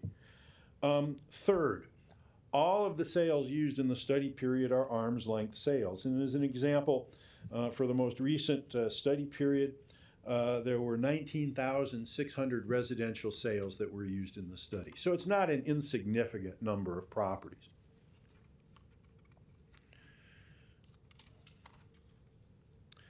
And finally, we try and monitor what selling prices are doing throughout the year in this fashion with ratios, because it tends to sometimes be a forewarning of what value may have to do in the upcoming year. And let me explain why. If those ratios of more recent sales are in decline, in other words, the denominator is increasing, that means the sales prices are going up and they're being compared with the most recent assessed value, which stays static. So in a rising market, what you might see are sales broken down by quarters, and if the market is rising, the most recent quarters will have declining ratios. Okay? So at the start of the study period, your ratio for a class or a subclass may be in the high 90s. But if at the end of that study period, that last quarter or two, are out of range, below 92, or even lower than that, what that tells you is sales prices are increasing. So what I've tried to give you is a little bit of a thumbnail about the two most important requirements that any assessment office has to deal with: actual value and uniformity and proportionality. The values we set are not necessarily, it's not whimsy, it's not our say-so. What it tends to be based on are the data that we acquire in order to comply with those two basic requirements. And with that, I think I'll turn it over to my appraisal colleagues. I'm not sure which goes first. Thank you, Mike. Sure. Scott, do you need this up? Okay, thanks.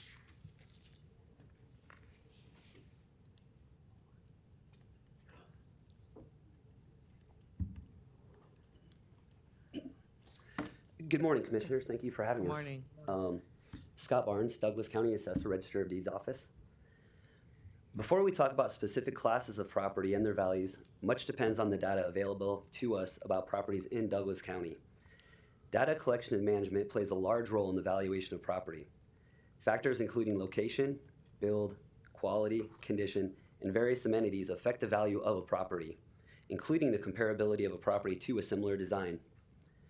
When considering the difference in value between two like properties, the first thing to consider is location. The condition of a home can change. You can even change the size of a home, but the one thing you can't change is location. Location creates desirability. Desirability creates demand, and demand raises real estate prices. Therefore, it's always good practice to ensure that when comparing two properties to each other, that location be considered first. When comparing two similar properties in a similar market area, you may still find that the properties are valued at different levels. This is when you have to look at all of the characteristics of each property side by side to determine how alike the properties may be. Even though you may have two ranch houses next door to each other, one may have been recently updated while the other hasn't seen any changes for some time. One may have 1,000 square feet of finish in the basement while the other has none, or sometimes you can have two houses that appear similar from the outside, but one may have far superior inside quality finishes that can influence the overall quality grade of a property. The condition of the property can make a big difference in what a willing buyer would pay for that particular property. Factors like these dictate why assessment levels can vary between similar properties. For example, you could see two similar houses where one is valued at $150 a square foot, while the other may be valued at $200 per square foot. The property with the higher valuation may have a better quality grade or condition grade, more finish in the basement, or possibly more amenities than its counterpart. As assessors, our valuation model relies on the data available to us. We work hard to have the most accurate data that we can. We encourage any property owner to contact us if they believe there is an issue with property equalization, and we will strive to perform our due diligence in reviewing the matter and correcting any issues there may be, either with our property data or within our valuation system. With that, I'm going to turn it over to my colleague Zach in residential as well. Thank you very much. Thank you. Good morning, Commissioners. Good morning. Zach Bass, Douglas County Assessor's Office. I'm just going to talk a little bit about the residential valuation cycle where we get the data collection and it turns back into the office side of the work. So the valuation cycle starts with the appraisal staff using high-resolution aerial images to check measurements and characteristics of each property. Then it is followed by an on-site inspection to determine condition and verify characteristics with the homeowner if available. The assessment/sales ratios, if they are below 92% in that neighborhood, it could be in line for a reassessment the following year. The land is the first thing that is looked at before an assessment. Land must be valued as though vacant and available to develop to its highest and best use. Land valuation is usually done using vacant land sales. When insufficient vacant land sales are available, the land is typically valued around 25% of the improved prices in the neighborhood. The neighborhood could be appraised using one of two approaches to value: market, which is a sales comparison approach, or the cost approach. The application of market models includes a comparison and valuation on a unit basis to properties that have not sold but are otherwise physically, functionally, economically similar to those that have sold. The application of the cost approach includes the development of replacement costs new, using the prescribed Marshall and Swift manuals and applying all applicable forms of depreciation developed in the data analysis portion of the appraisal.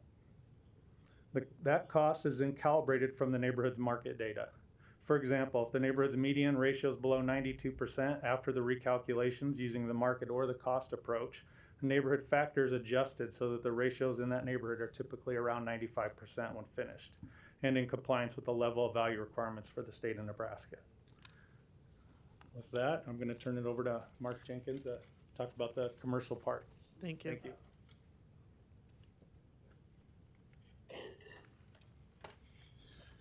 Good morning, Commissioners. Good morning. My name is Mark Jenkins. I'm the Senior Commercial Appraiser in the Assessor Register of Deeds Office.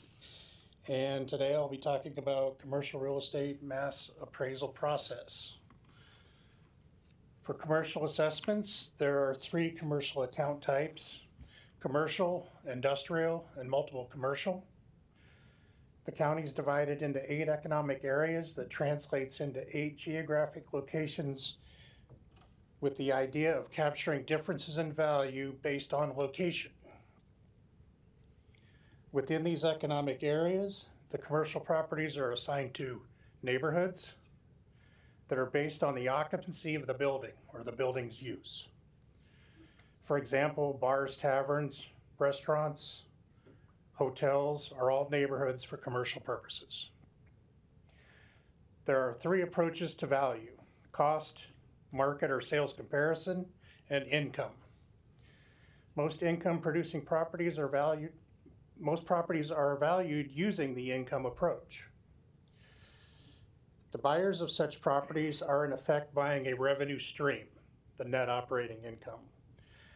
For the income approach, we collect 3 years of income and expenses from the prior 3 years, rent rolls, and other data that would shed light on the income and expenses for that type of property.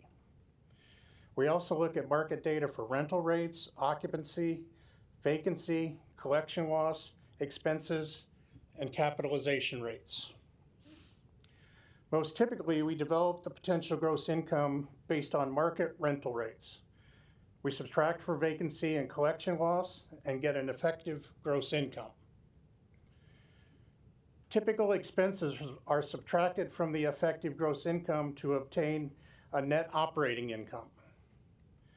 The net operating income is then divided by a capitalization rate, which is a percentage factor for which an investor would anticipate a return on investment over time. We derive our capitalization rates from sales of the properties in that occupancy type in the local market. We also stratify property within the occupancy type for quality and condition, factors that may account for valuation differences to facially similar properties. A graphic representation of the income approach is attached in your appendix. It's the IRV triangle. IRV is our friend with 3 factors in there. If we know 2, we can figure out the other one. And essentially that's how we get to our valuation assessments. Sales of commercial property are important in one other way. Our assessed values are measured against selling prices in the same way that residential property is. Commercial values must also be in the 92 to 100% range for level of value, and that measurement tells us whether our valuation methods accurately reflect the sales market in Douglas County. Thank you. Thank you.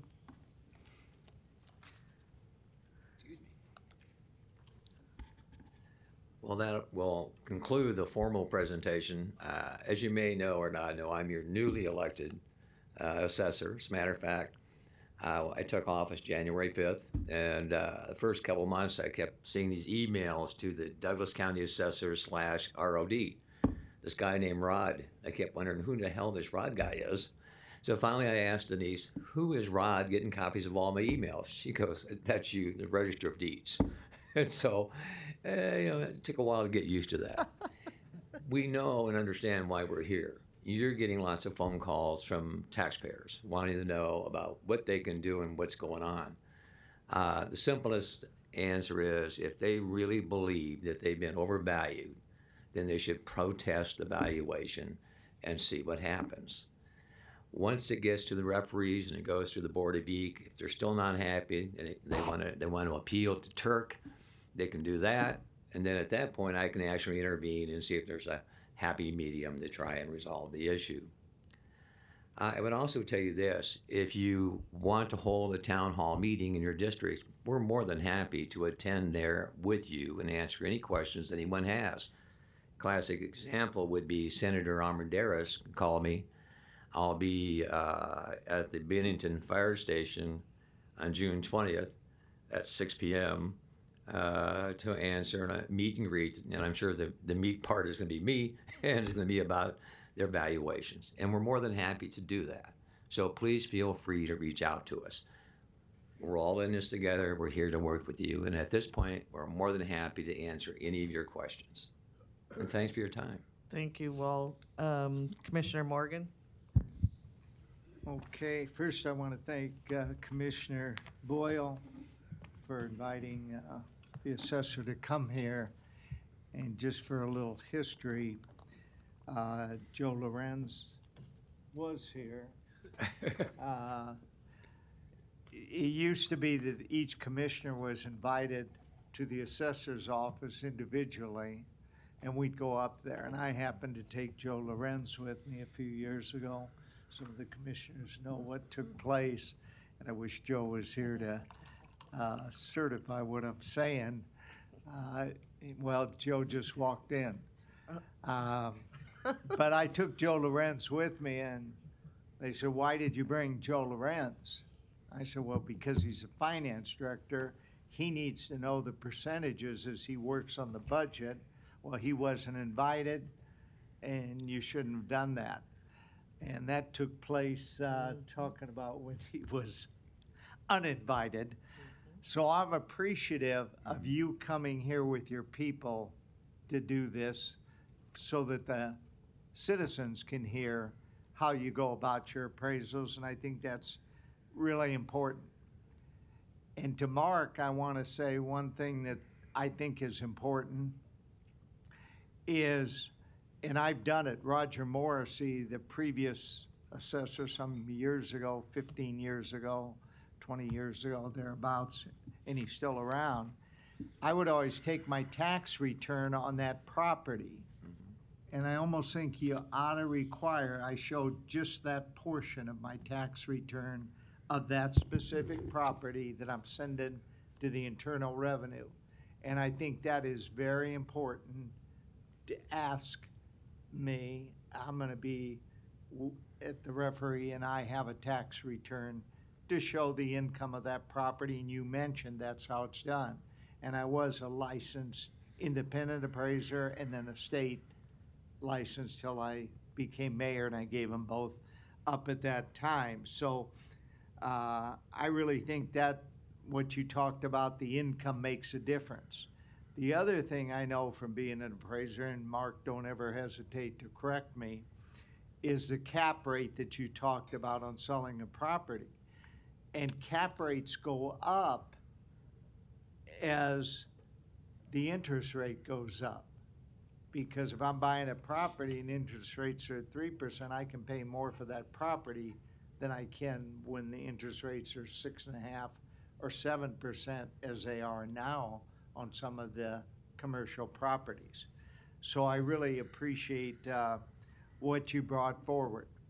One thing I'd like to say, and I've mentioned this to state senators, Luann, some of the others here, McDonald, and others, I would really like to see at some point on residential property, the state change it that the increase can be 3 to 5% a year, because the 50%, 30% increases to people and the effect it has on our citizens is somewhat unfair, because what they're getting are letters from the mortgage company to say, hey, on your escrow account, we need to raise your house payment $220 a month because of the increase in your taxes.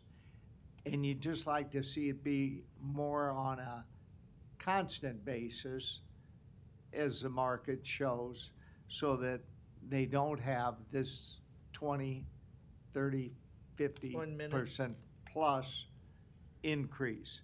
So that is something that I'm working at. And lastly, Mr. Pfeffer, and I'll call you Walt, I know, knowing you from your past, I appreciate the transparency that you're showing in the office and meeting with citizens, because I've had the calls of people that have called you. Secondly, I'd like you to send out an email to all the commissioners, because I'm going to try on June 20th. Unfortunately, that's the night of a College World Series game, which Andy and I like to attend. Send us the address of that fire station June 20th at 6 o'clock, because I would like to, you know, maybe attend, even though Bennington's not my district. I'm appreciative that you're doing that, and I may do something in mine if I hear from some of the people about that. Thank you. Commissioner Boyle? Once again, I have to say this is the first time this is my third year on the board that the assessor has been willing to speak in front of us, and the transparency is very refreshing. So thank you for coming. It's really important for us and for citizens to know that you're here to not do this in a secret manner, but really be forthcoming with all of the things that you're trying to do. Also, just a few comments. Just you've outlined, or Mr. Goodwillie outlined, how state law and how that really does impact property valuation.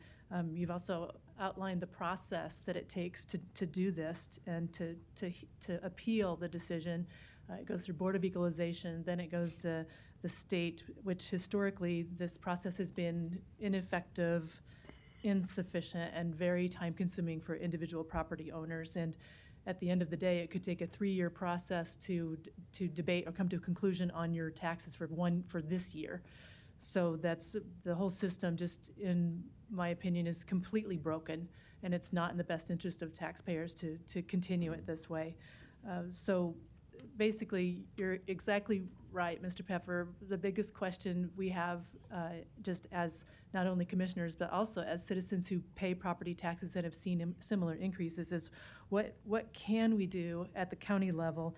Is it really going to require a change in state law? I've liked the idea that Commissioner Morgan mentioned, where instead of seeing these 25 and 30% or 50% increases in our property valuations. It's limited to something like 3% per year. So it's understandable. Costs will increase. I mean, we can tell you as a county, we have a hard time doing things like lowering the tax levy because we have to pay for all these new corrections officers and pay them a good wage so we can do the things we need to do.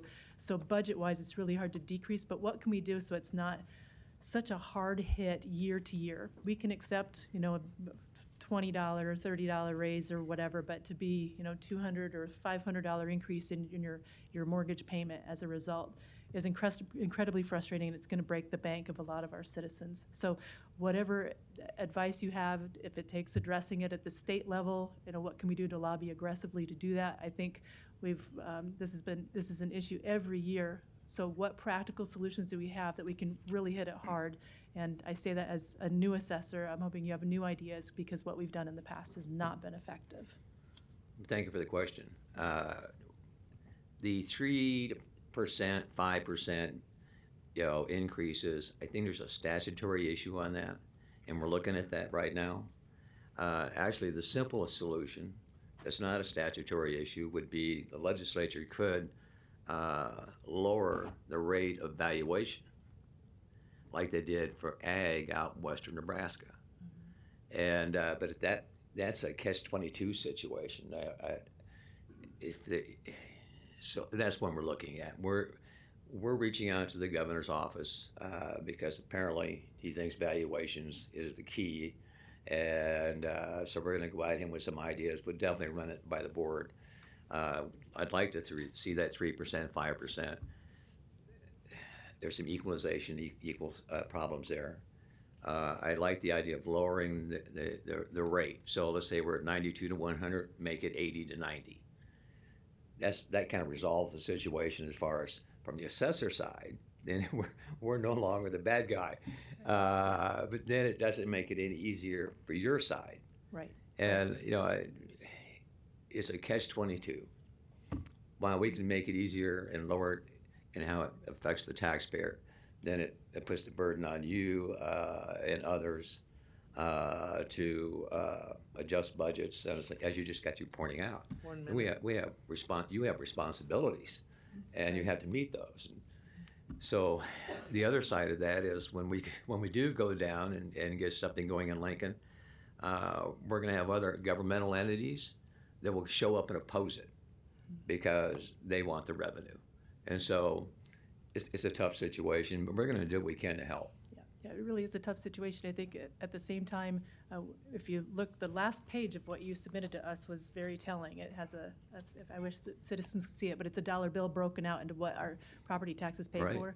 And OPS takes the hugest chunk of it. City of Omaha takes a big chunk of it. And Douglas County, the entity, is third, with about 13% of the property taxes are actually for the Douglas County to run the departments. So bottom line is, it's not, we would not only be shooting ourselves in the foot, we would be shooting those other entities as well. And if I could mention to you too, on the Turk, there's some legislation down there now. Time.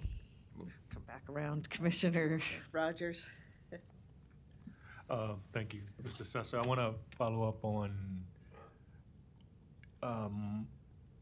if Mike needs to come up, but Mike's statement of saying, so now the set value that we need to have for the county for this year is 93 to 94%, right?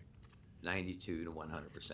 No, I mean, well, right I now, thought I heard you say right I know now it's 92 to 100. we're at 93 on commercial, 94 for residential, and 94 in residential. So usually when that has happened, last couple of years, the market was so hot that you was set at 93, 94, and by the end of the year, it was at like 88, 89. What happened with the setting? Did you just set it at 94 because to bring it somewhere at midpoint was too big a jump to swallow, or did another one of those situations happen where it got so low, like in the 87s, 86, and you had to bring it up? Because everything I've heard is that it was supposed to have cooled down. Did it not cool down? Zach has been involved in that, and he can explain it to you. Okay. Zach Bass, Douglas County Assessor's Office. So each year we take a look at those values, that 2-year cycle we're on with residential. So This year, at the end of last year's cycle, we ended up around 94%. After we clipped off that last year of sales, we dropped down to 83.57%. Oh, wow. So it's the largest that I've seen. Wow. Do you want to show them the chart? Sure. Since I've been here, so it took, to get us back into compliance with the Department of Revenue, it took the revaluation of about 140,000 residential homes and properties this year. So that So- sounded like it was hotter than it was the year before. It was 21 to 22 is one of the hottest real estate markets for residentials on record of the history of Douglas County.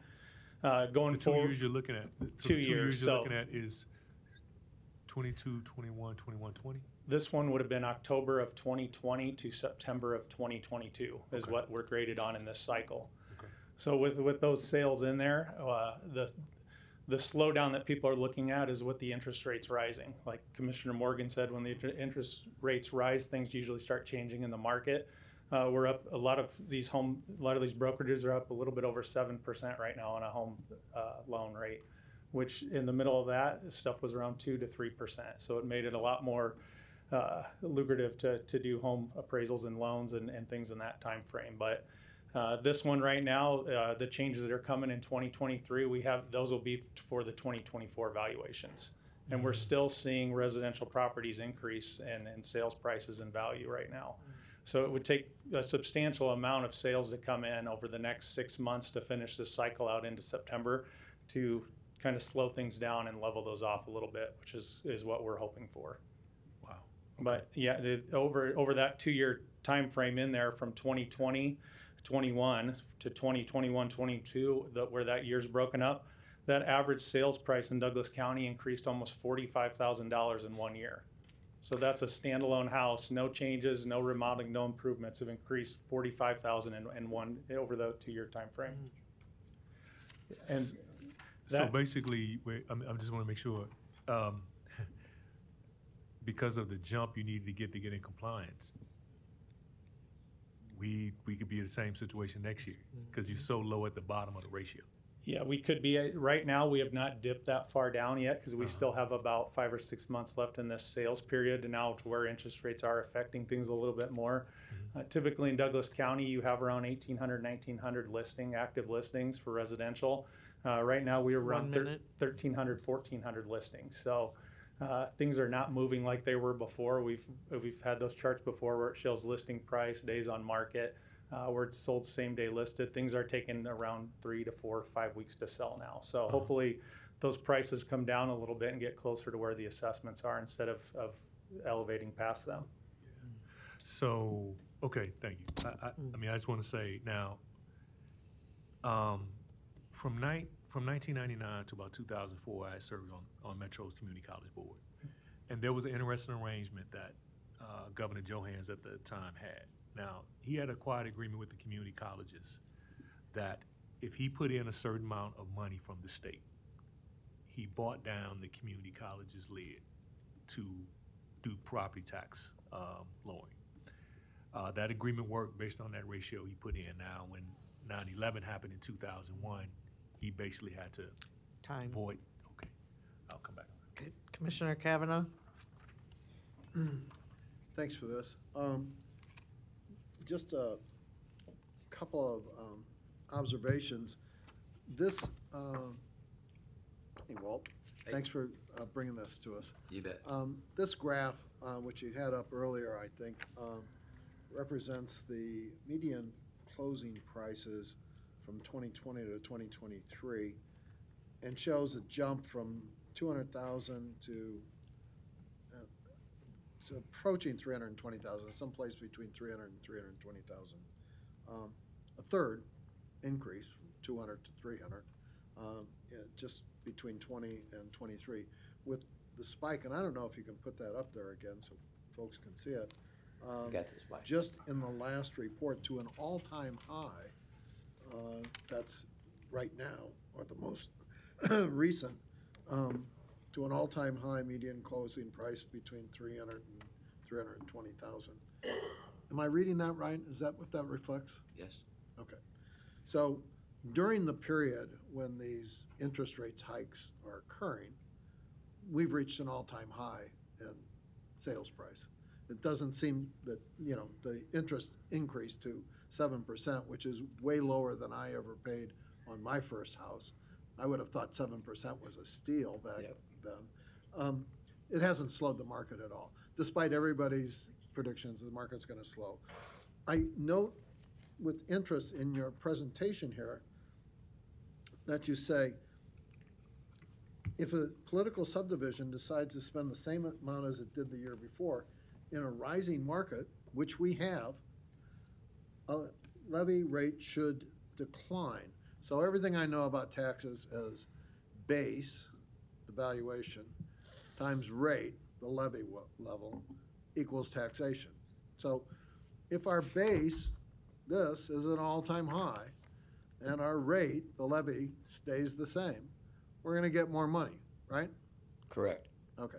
And I'm going to pay more property taxes, right? Correct. Okay. If I may add to that, though, remember to check your property forms that come in. You'll show the state's giving you a tax credit, and make sure and look for that. And also make sure and look for the monies you paid for your portion of the school taxes. There's a deduction you can make for that against your personal income tax on the state level. So look for that. You'll also see that in this next tax session, you won't see community colleges on the property tax rolls. So is that for this tax year? That's your next year. So what we're going to see, basically, this proposal or this presentation reflects is the property tax base in general, countywide, going up. The valuations going up. My personal property went up, and I think most people will see that.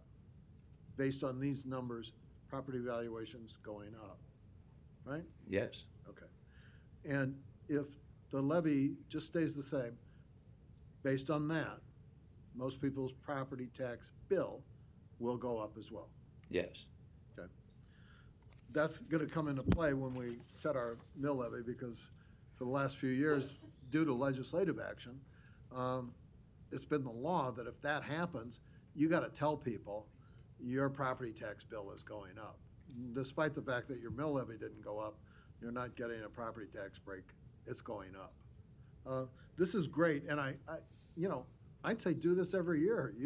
You really do us a service by laying this out, not only for the commissioners, but for the public at large, because this is great information. 1 minute.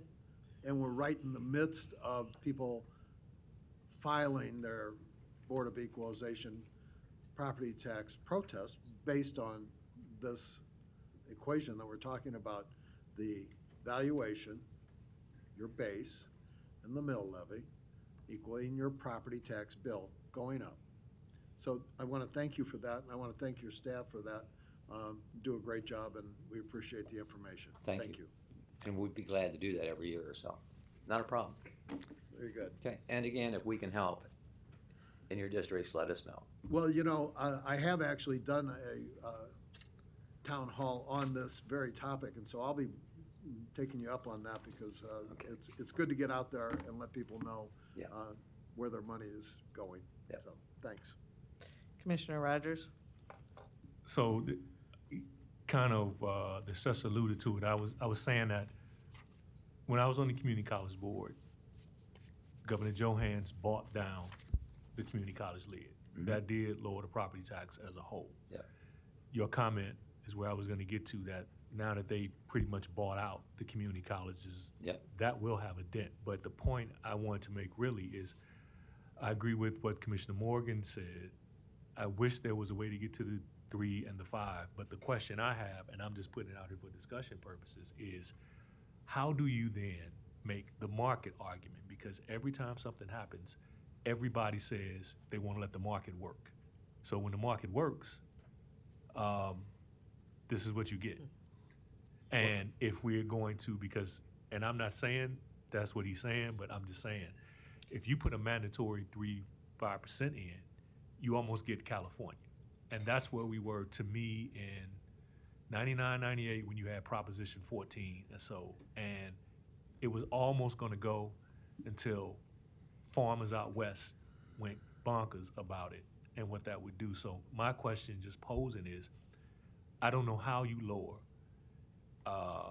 property taxes for regular people unless the state buys it down. There was a presentation John Bartle gave here a couple of years ago where he was saying where Nebraska is compared to other states, we are at the lower levels of what the state contributes to local support. And that's basically to some degree buying that down. And so the only question I pose out there to my colleagues, to Commissioner Boyle and Commissioner Morgan, when they make the point of the 3 to 5% is, I don't know how you get there without playing with the market, because just like this year, the market said it had to be higher, and you didn't even take it up to the middle ground. And so when you start 3-5%, to me, you're playing with the market, and I'm wondering how people that swear by the market, then they're going to say let the market do what it does. That gets back to the other suggestion. Yeah, 3 and 5 could be statutory issues. Yes. But the quickest way and a legitimate way to deal with it is to lower the rate at which we value. Instead of 92 to 100, do it 80 to 90 to 90. And to your point, then you'll have the school system screaming. Oh boy, will you ever. Yep. Thank you. Commissioner Morgan? Again, I just want to say thank you for this, and what you said earlier about the people that work with you in your office. You brought a very impressive group here for us today. I want to mention something about the market being hot. You know, we all learned it. It probably took me longer than the rest of you, but in the 5th, 6th, 7th grade, you learned about supply and demand. The point is, 3 years ago, 2 years ago, we had probably around 300, less than 400 listings in Omaha. I know Fremont at one time only had 3 homes for sale in the whole city. That was from the Real Estate Commission. Right. Today, we're probably 600% more, somewhere around 1,800 listings. Yep. And you're not seeing multiple offers in Omaha, and that has changed on what's going on in the market right now. But you have to value the property, and these values are probably from last January, and you're going to be doing in October, and you correct me, you'll be valuing properties on this last January. I think you start in October. Is that an accurate Start in statement? October. Yeah, 2-year cycle. So that's, you know, a factor in the values. The other thing I'd like to say to you, and I, for one, speak for myself, if you are meeting with the governor to talk about what ag property, the difference in the valuation of that, I think it's around 70-some% is what they value ag properties at. Ours is supposed to be at 92 to 100%. If you do have that conversation and you want some commissioners, I'm sure others would join me, to meet with you when you do that with the governor, I'd be glad to listen and add our say. Lastly, I just want to say the county board gets 13%. So if someone's paying $10,000 in property taxes, we're taking just $1,300 of that to run our correction facility, Right. county attorney, you know, public defender, and the correction facility and the health center. That's where a big part of our budget is going, as was stated. So again, thank you so much, and thank your staff, and I hope you do on commercial properties insist, can I see that tax return? Appreciate you sending me that information. I think that should be out there, not on residential, but I'm only talking about income properties, because I can show you a sheet, say I only have this much cash flow. Really? Well, can you show me the tax return, and then you take out depreciation and so on as you add that back in? So thanks again, Mark, for what you're doing in commercial. I really liked your comments. Okay, Commissioner Boyle? So thanks again. I just want to stress to property owners in the county that really, I know there's a lot of frustration, but the best recourse at this point in this broken system is to is to contact us and get appraisals done. So contact the Board of Equalization. We are the Board of Equalization. That's the first meeting we had this morning. At the same time, we really do rely, or I do personally, because aside from Commissioner Morgan, none of us are real estate experts, but I really rely on the appraisers to kind of outline what valuations should be. So I think it would be hard for me to decide how much a property is worth when that's not even close to my level of expertise. So recourse really is to ask for an appraisal from the Board of Equalization so that you can determine, someone who has the skill set can determine what your valuation should be. And then to be honest with you, then that usually comes back to us and we vote on it. A lot of times I still defer to their judgment because they're the experts. So, but that's the best recourse. If you still disagree with that judgment, then it's going to the state with that argument. So I think first and foremost, I mean, again, the biggest reason I wanted you to come to speak, Mr. Pfeffer, was because of the citizen outreach. I really think we have to do a good job of explaining the process, as frustrating as the process is, but then figuring out what type of recourse we have and how do we fix this broken system. So thank you for coming today, and I know that at least we have a little more information to give our property owners in our districts. Okay, thank you. You bet. Commissioner Friend? Thank you, Madam Chair. And Walt, thank you. What I found refreshing is I've been on this board for 3 years, and I'm not. You've been handed some superlatives here. I'm not going to pat you on the back too hard, but I do appreciate it from the standpoint, based on your constitutional and statutory requirements that you guys are saddled with and that we're saddled with. I think, for all intents and purposes, so far I've been very pleased, and the communication, as other commissioners have mentioned, is very key. And here's why I say that. I think we disagree on this board to a certain degree. Historically, I've heard people get on KFAB or wherever else and say, well, property values went way up, so go call your commissioner and tell him to lower the levy lid. Well, I got news for you.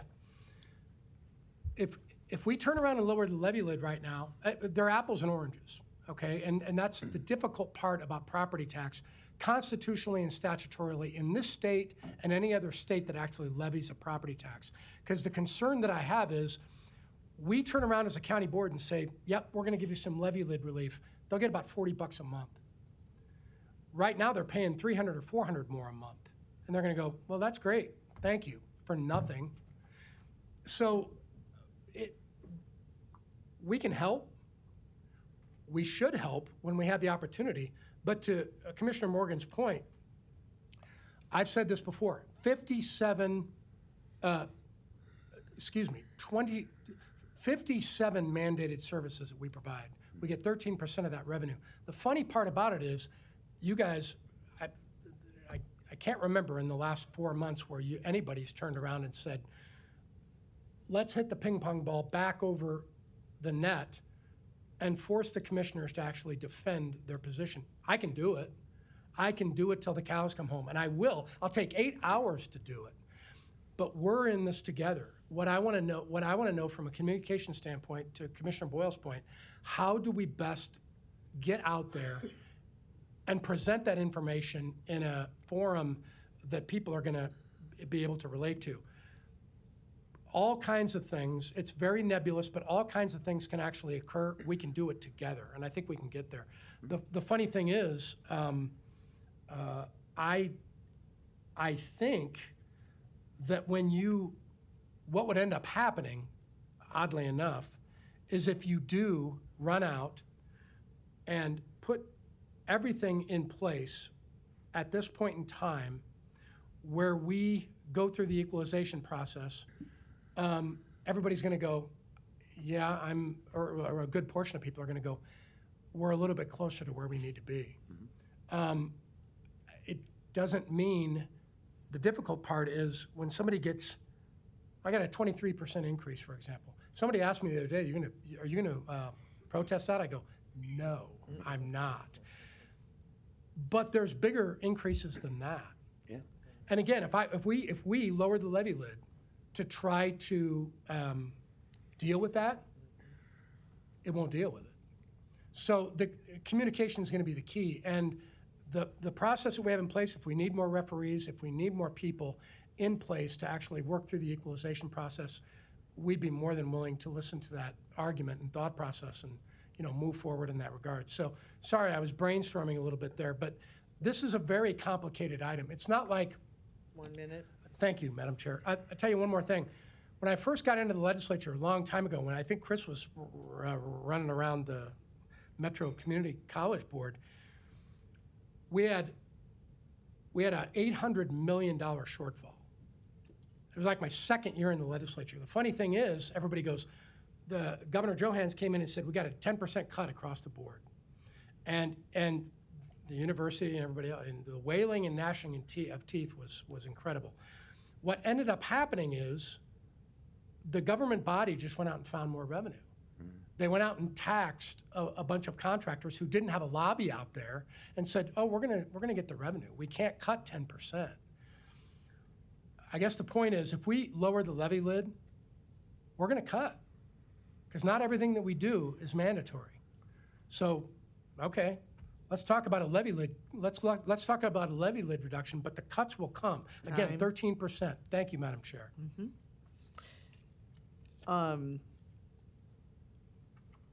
So when you talk about location, and this came up with one of the individuals who we had conversations with. So in the past, it was always kind of difficult because it was almost like instead of looking at the comparables to determine the value was set, then they went hunting for the comparables. So it's like, what comes first, the chicken or the egg? I mean, how do you do that? And again, location, how far out do you go? If you're in a specific neighborhood and there aren't any sales, do you go a half a mile out? Do you go a mile out to find those sales? So those are kind of some of the questions that are coming in that I'm getting, because they feel, again, that their property value isn't fair, and it's not equal to their neighbors. And so I say that because here, and Commissioner Friend and I have had many meetings and many discussions on this about, here we are trying to, again, fix, in my opinion, a broken system on the back end.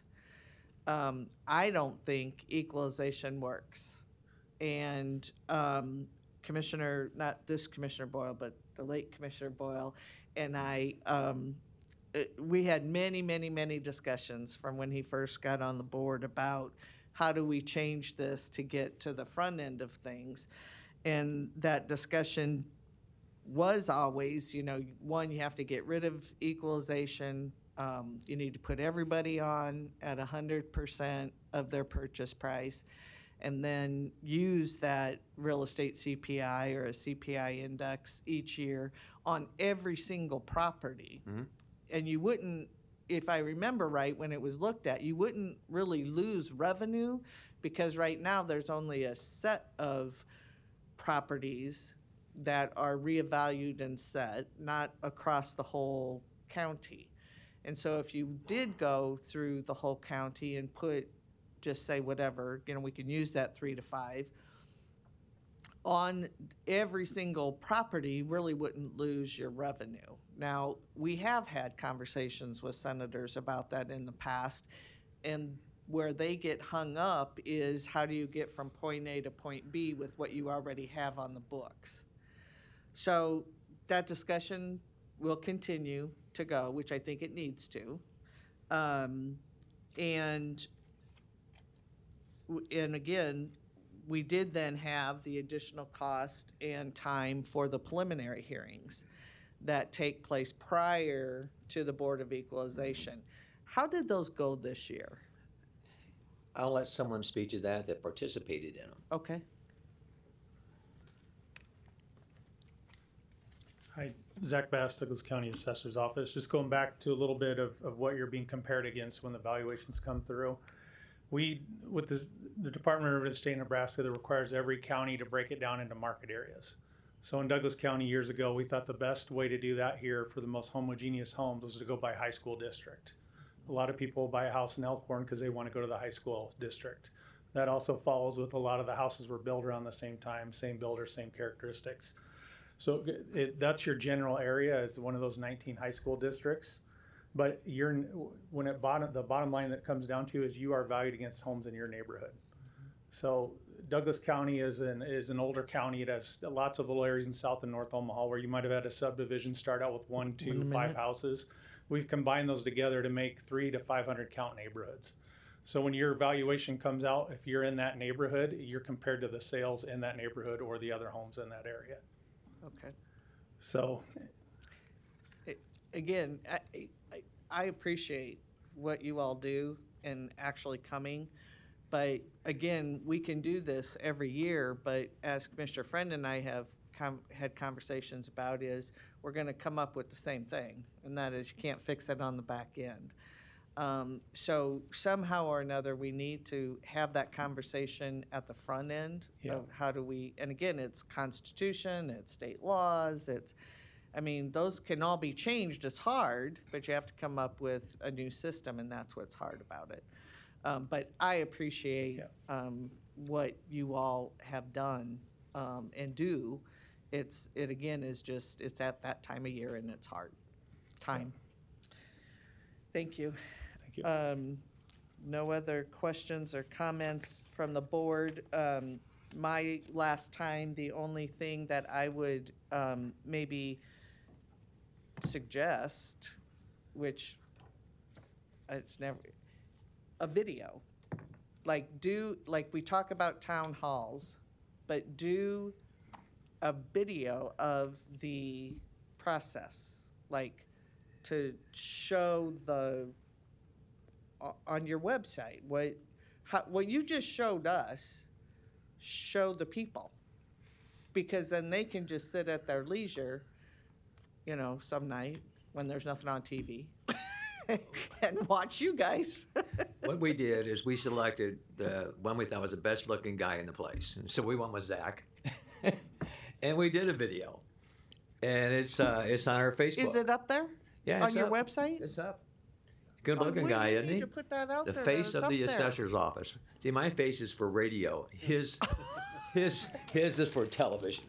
Put it out there. You blast it out there to let people know it's out there. I had no idea it was out there. We'll make sure it gets to everyone, and we'll send it to each of the commissioners. Amazing. That is great. Yeah, I'll do that. That is great. Because again, I love the town halls that we did. I really do. But a lot of times people don't have the time to come to the town hall. So if there's something at their fingertips, which again, we're so reliant on all of that technology now, that's great. That's great. And we've really gotten active with our Facebook and responding to comments and all that kind of stuff. Something that is coming off. We're getting a good response. So we'll shoot all the commissioners the video. Yes. And we thought, Zach is a good-looking guy, and so we'll go with him. That's great. That's great.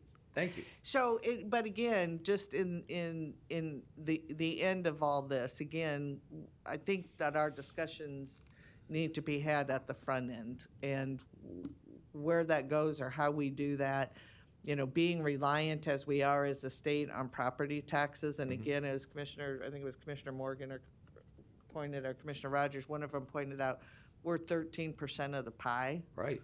But we're still too reliant on property taxes when it comes to school, the city, the counties, all the other jurisdictions that get property tax. And we can't do anything about that. And again, we can do what we can do on our budget.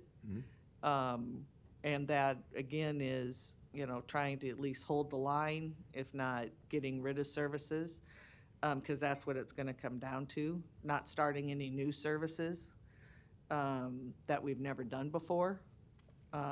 Those are all things that, again, the board has to have conversations about throughout the year and especially at budget time. But, you know, I think that there's a doable solution out there. We just haven't found the right solution yet. And again, conversation and partnering with all of you to have those conversations, I think will eventually come up with something. And we're there to work with you, so. Absolutely. Thank you so much. Okay. All right. Thank you for your time.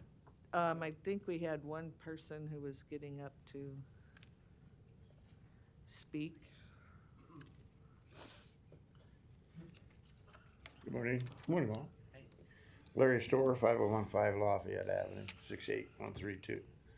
One thing we forgot in here today was the people that don't have a mortgage and they have to cough it up out of their pocket.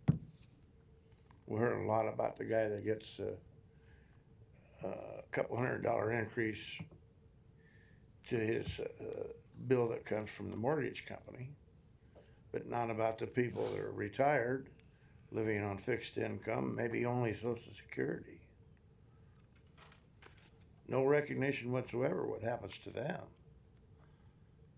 I may have to sell the house just to pay the property tax that I'm delinquent on if somebody didn't sneak in and buy it for next to nothing because there's a delinquency. Then they get it, sell it for market value. Maybe that's the guy just across the street from me, and he pays over the price that it's not really market value. He overbids it. Realtors were known to do that, you know. So the people from real estate experience that are working against us to help determine values, sort of a conflict of interest. And I like Mary Ann's comment about distance. How far away do you go if there's no sales in my neighborhood? How much farther in any direction? Do you go to find a comparable property? And then your comparable property may not agree with my comparable property that I see. I can't go in and look at somebody else's house inside. I can't measure it. I can only do by street appearance. And I can't see above it by satellite to see what the square footage is. So it's not necessarily easy for me to find comparable properties to contest it. But yeah, unfortunately, I may have to go to Iowa. I don't know, maybe, I paid $21,500 in 1971. A very much smaller house recently sold for over $425,000. Not very far from me. And then just a couple of blocks from me is the really upscale big places there in Dundee, across 52nd Street. Oh, nowhere near my size of the house. But maybe their selling price had some influence on mine in causing me to pay more taxes. It's not fair. Thank you. Thank you. Anyone else wishing to speak?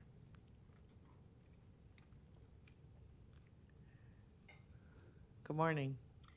Good morning. I'm Diana Vogt. I live at 3504 North 58th Street, and I am short. There. But no, that's okay. Just stay in front of the mic. They were talking about location, but even though they say they're using location, they're missing a lot. So I live in Benson, and in Benson there's a huge range of houses, and there's one house on my street that they completely redid it. They completely redid it, made it ultra modern, and it sold for a huge amount, and it's like 3 doors down and across the street. When I wanted to refinance my house a few years ago, and not that long ago, it appraised for less than I bought it for. I could only refinance because I didn't have to refinance very much. And last year, the assessor told me it's now worth $40,000 more, and now this year, $50,000 more. I know I can't sell it for that.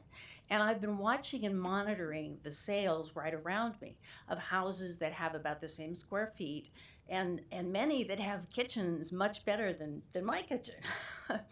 and they are staying on the market. And not only that, but they're having prices drop and they're selling for much less than what my house is valued for. And on our street, which is really a close neighborhood.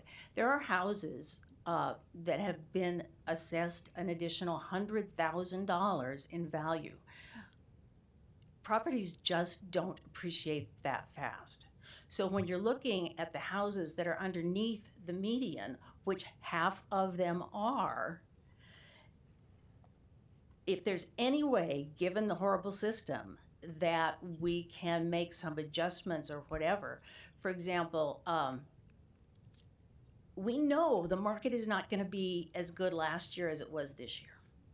And the location, or the graph that he showed that takes all the houses up like that, that's considering all of them. So that includes all of the new subdivisions that are going in out west, where houses are priced significantly more than what we're going to get in Benson. Just as an example, I'm an attorney, and the other attorneys in my office make fun of me for where I live. Because they live in brand new houses out west or whatever, and kind of don't get the old house thing. I mean, because I love my house and I love where I live. But people on our street are talking about having to sell because they can't pay that money. I would like to retire or cut back even more than I have. But now I have this additional significant amount in my budget that I'm going to have to pay for a house that I know I cannot sell for what they're valuing it for. I mean, I would be happy if I remotely thought it was worth that, but it's not. And especially with the affordable housing crisis, it seems ridiculous to me that people who have a nice home or very comfortable where they are going to be forced out because they can't pay their property taxes. When they can't pay the property taxes, then their house is probably going to be bought by an investor. There are investors calling me daily and sending me mail all the time about selling my house for cash. And then they're going to be rentals. And then the rent's going to go up because they have to pay the tax on the high value. So I wish the assessor could be a bit more flexible because graphs don't show you people. And we have a lot of things to consider, including the housing situation, that really should make them more flexible. And the other thing just is, and Commissioner Boyle mentioned this, a lot of people just aren't capable of putting together what they need to do a protest. 1 minute. So, so many people get passed over, and I really would hate to see any of my neighbors lose their house because they can't pay the taxes. Thank you. Agreed.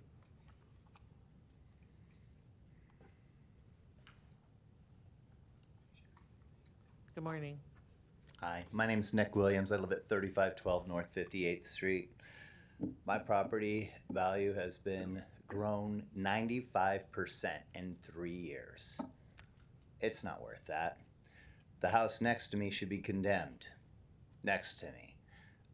3 cars were stolen 50 feet from my property. The catalytic converter on my car was cut off in the driveway of my property. We hear gunshots 3 or 4 nights a week. 95% in 3 years. I think there's a part to the equation that you guys are missing.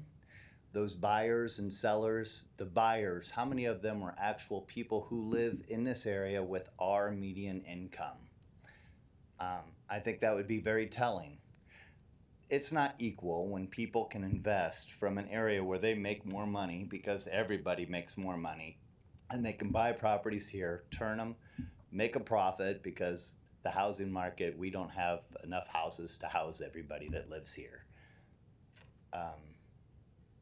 We tried to contest 2 years ago when our property value was twice the increase of the rest of the county. We just got told why, justification for this increase, and we had no next step. So we're discouraged, and it's broke, and we don't know what to do, and I don't have anybody to give superlatives to. Thank you. I appreciate your comments.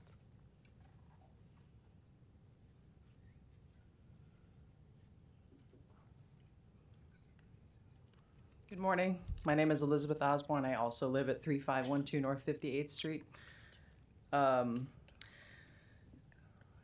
husband covered a handful of the important things about what's going on with our home. Location's a piece of it. So we live in Bensonhurst, which is, I guess, a desirable place to live. We moved there thinking that it would be nice and safe-ish. And most days it is, and some days it's not. When we bought the house, we bought it at 172.5, and that year it was appraised at 163. Then the following year, after we had lived in it for a couple of months, it was reappraised at 139. So it dropped, and I don't know why. And it stayed there through 2020. And then in 2021, that's when it jumped up to 187. And that's when I put together all the work to protest. And all they came back with, it's a very modest increase based upon market conditions. So it jumped 35%. And the news was saying that it was a 7% average across the county. So ours went up 35%. This year it went up another $70,000 to $257,000. We live in a nice house. We've done some things to make it look nice and feel great. My salary hasn't increased that much. I teach in a Catholic high school, and my salary will never increase that much. And I imagine there's a lot of people that live in Omaha whose salaries haven't increased as much as the property taxes have. And I realize it'll be a couple $100 a month, hopefully, maybe no more than that. But we're also on one income right now. And it's a frustrating thing to know that when we purchased the house, we purchased it at that price, and we knew it was valued at that price, and now it has just gone out of control. And we live on the north end of our 58th Street, which the houses start going downhill at that point. Literally downhill once you hit Pratt, and then the values and the sizes of the homes are not the way that they are in Bensonhurst. I have no recommendations. I'm just a frustrated citizen that likes where I live. I want to be able to continue to afford where I live. I am concerned about some of my neighbors, my friends, and what they're going to have to do and figure out how to pay for double, like literally double of their property value when they've done nothing but just try to make their house not fall apart. You know, so in a way, it's almost like, should we just let our homes fall apart so that they don't, grow in value or appreciate? I appreciate that you came this morning and that we're having this conversation. And I've appreciated my interactions with Maureen Boyle and being able to figure out what can I do in the midst of this really frustrating process. So that's all I have to say. Thank you. Well, thank you very much. All right, with that, thank you again for being and coming and doing all that you do. We'll keep working at it. Okay.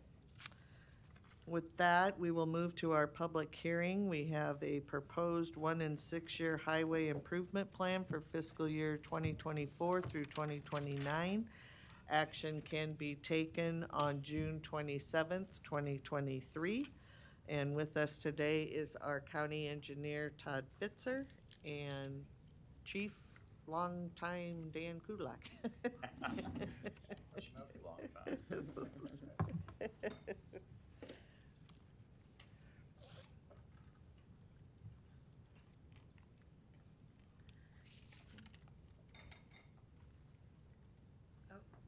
Sorry about that.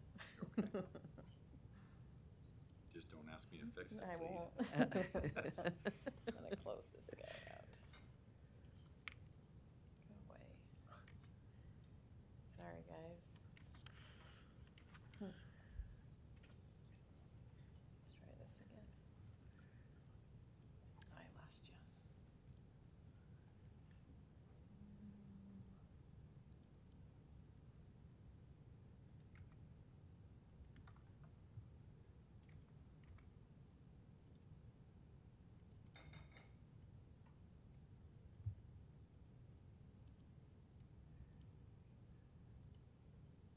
Okay, you're good. Todd Fitzer, I'm your Douglas County Engineer, 15505 West Maple Road. Madam Chair, members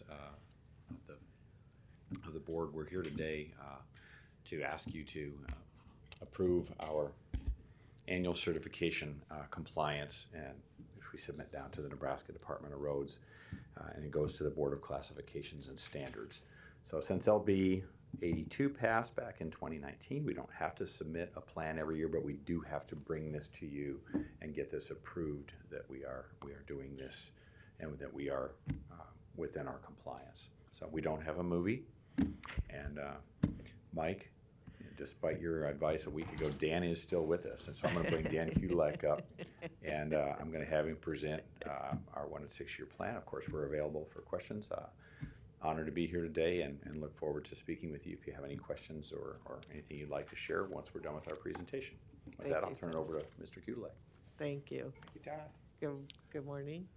Good morning. Dan Kudalek, County Engineering Manager. It's actually my title. We're here today to hopefully get approved our 1 and 6 year plan, actually. And I'm going to show you a map and try to explain this to you. What I'm going to try to focus on this year is our 1 year certain plan, the 2024 fiscal year. What you see on the map are all the projects that we currently have in that fiscal year. The yellow circles, if you can see them, are interlocal agreements with various developers throughout Douglas County. You can see the majority of it is up in the north and kind of west area of Douglas County, which is kind of interesting. We still have a couple down south and west of Q Street, or near Q Street. So, but anyway, that's always kind of an interest to me to see where the action is every fiscal year. So right now it's kind of north and west. I'll also point out there are some circles that are kind of a greenish color. Those are future projects that I'll briefly tell you about that might be of interest to you and the public. What I'd like to start out with, I noticed on the agenda this morning you approved in the consent agenda advertised for bids for the 168th and State Street project, which is, let's see if I can get this cursor fired up. Of course not. Well, it's on 168th and State. And this is a project that has been near and dear to our hearts for decades, literally. And we, at one time, actually applied for federal aid, and we're getting close to getting it built years ago, and that federal aid was taken away from us, and we went to that buyback concept. The plan is to start this job on this fall, and it'll be the east leg only of that four-legged intersection. And the reason for that being is, I might have mentioned this to you in past presentations, but it's a large grading project. There's a drainage structure down in that bottom of the hill, if you're familiar with that area, and it has to be built over time, and settlement and drainage structure has to be installed. So we thought, rather than close the whole intersection and have to wait for this particular concept to be completed, we do that one leg this year. It'll be closed. Once it's closed, it's closed. And then the following spring, in 2024, we'll close the entire intersection and complete it and have it done in the fall of 2024. It's a large project, expensive project, somewhere around $6 million. A lot of participants involved to help the county finance this. So that's probably our largest project that we're going to have in fiscal year 24. Some of the others, just for your information, are, we talked about the State Street data center vacating last week, and that State Street is involved in front of their property. They've already done that improvement, but they will be putting in a drainage structure this year on that particular street. So you'll be reading in the paper about that road being closed here fairly soon. We also I found out after our presentation last week, we have had preliminary discussions on the interlocal agreement that is required for the 120th Street improvement that we talked about from State up to Hayden Street. We've had some discussions with them, and it seems to be coming together.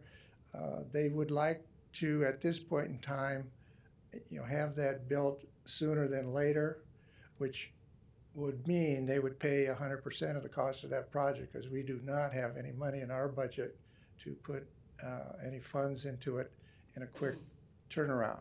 We would have to delay other projects, which we don't want to do, basically. And a lot of them are on this map. Fort Street, big project, gravel road, changing it to a 3-lane urban or rural section as we speak. Goes from about 183rd all the way out to 195th Street, which is out by Indian Creek. And it'll be a very major improvement for a lot of the residents that live on that road because of the dust, particularly in these dry conditions. The final leg of that, taking it out to 204th, we're in discussions with other developers to finish that out, and it's in our plan. It's not just it won't be in 24, however. An interesting project to me is 222nd Street south or north of Q Street, down by a Frank Krejci development. We've had some discussions with them to build a roundabout on 222nd Street. They're very interested in it, and even some of the rural folks that live out there support the concept because of the traffic and the trucks and the this and the that, and kind of a skewed intersection that is probably not the safest in the world. So this roundabout concept, we think, would make it much safer in regard to accidents, severe accidents. So that's moving forward, and we hope to build that in 24 construction season. I mentioned 120th Street. One other thing, I wish I could get the cursor. There's a little red dot way out in the county. That's a bridge. Every years for the last decades, we've been doing bridges pretty consistently when the money's available. This is one of those, and that would be probably under construction in 24. And I looked this up yesterday, we're down to about 6 reportable federally deficient or federally obsolete old bridges in the county, which is quite a small number. And most of these are on very, very, very low volume roads. Some of them are dead end roads that carry very few cars. So that's why in a couple cases we just couldn't really justify spending a lot of money to replace an old bridge. But we do have to address that, because if they go down, it's an important bridge to those few people because they can't get in and out of their homes. So we do have every structure in the program that needs to be replaced in the plan somewhere down the road. So we're proud of that, because that's I think a unique position that we have in the state of Nebraska county-wise. The future projects I'll just briefly hit on are, Dan, you did a good job. Now I lost it. Oh, there it is. I'm trying to get the cursor. Well, anyway, I'll just tell you where they are. How's that? 168th and Ida is an intersection that's circled. It's just south of 168th and State. And we will be doing that project as soon as we complete 156th or 168th and State. We'll go to 168th and Ida. But the earliest that could start is in 2025, maybe in the fall of 24. Could take a contract and they may be able to do some things, but it'd be finished in 2025. Then we're going to move to 156th and State, which is a very busy intersection, the busiest of those three actually, and that would be done in 2026 using that same logic. We have a big arterial street improvement project in the process of being designed. on Q Street from 192nd to 204th Street. It's the last segment of Q Street to 4-lane urban section. That is scheduled in 2025. We're waiting on the utility companies to move some very large transmission towers that have to be set back farther from the road. And of course, there's a supply chain problem getting the poles in and that type of thing. So it's delaying that job a year, actually. But anyway, it's scheduled right now for 2025. And the last future project is circled out on West Q. The bridge over the Elkhorn River is in the federal aid queue. We applied for and we're approved for federal aid, so we just have started that whole process. Would take some time, but right now it's in the 2027 construction year is what we're shooting for. But sometimes those things are flexible and they can move up or they can move back. But anyway, it's a very aggressive program. And on top of this, I should mention we always do multiple miles of asphalt overlay every year, what we call maintenance servicing to extend the life of pavement, which is, we think, very important. And we do that. That's underway right now. If you've driven around in Douglas County, you might have come across some of those projects. And we're also have a sizable amount of money set aside for what we call concrete panel replacements. There's concrete streets fall apart like all the streets eventually, and we try to stay ahead of that in Douglas County the best we can. So that's an important aspect of our 1 and 6 year plan, and it's in the plan fiscally every year. So with that, I think I'll stop my presentation, and again, we're here to ask for your approval on our 1 and 6 year plan. Thank you. Thank you. This is the public hearing. Commissioner Morgan, I think that was from last, was it right? Commissioner Kavanaugh? Thank you, and thanks for this. I appreciate it, and I want to commend Dan for being such a up-to-date digital guy and giving us PowerPoint. I just ask for us old-timer, if you could supply us with hard copy. I'd like a copy of the map. I didn't see anything in the backup documents. Maybe it came in late or something, but just so I can look at that. I don't think any of this actually happens in my district, but it's interesting to see the spread around. And I guess my one question would be, does any of this happen in any incorporated jurisdiction, or is it all unincorporated Douglas County for these projects? It's all unincorporated Douglas County. Once it's annexed by the city, it becomes their responsibility and their jurisdiction. Because I was kind of squinting to see, it looked like there was one up kind of in the Bennington area, but the rest looked to be kind of outside of any incorporated entity. Is that pretty right? Correct. Yeah. So if you could just shoot us a map, that'd be great. Thanks a lot. Certainly. Appreciate it. Commissioner Friend?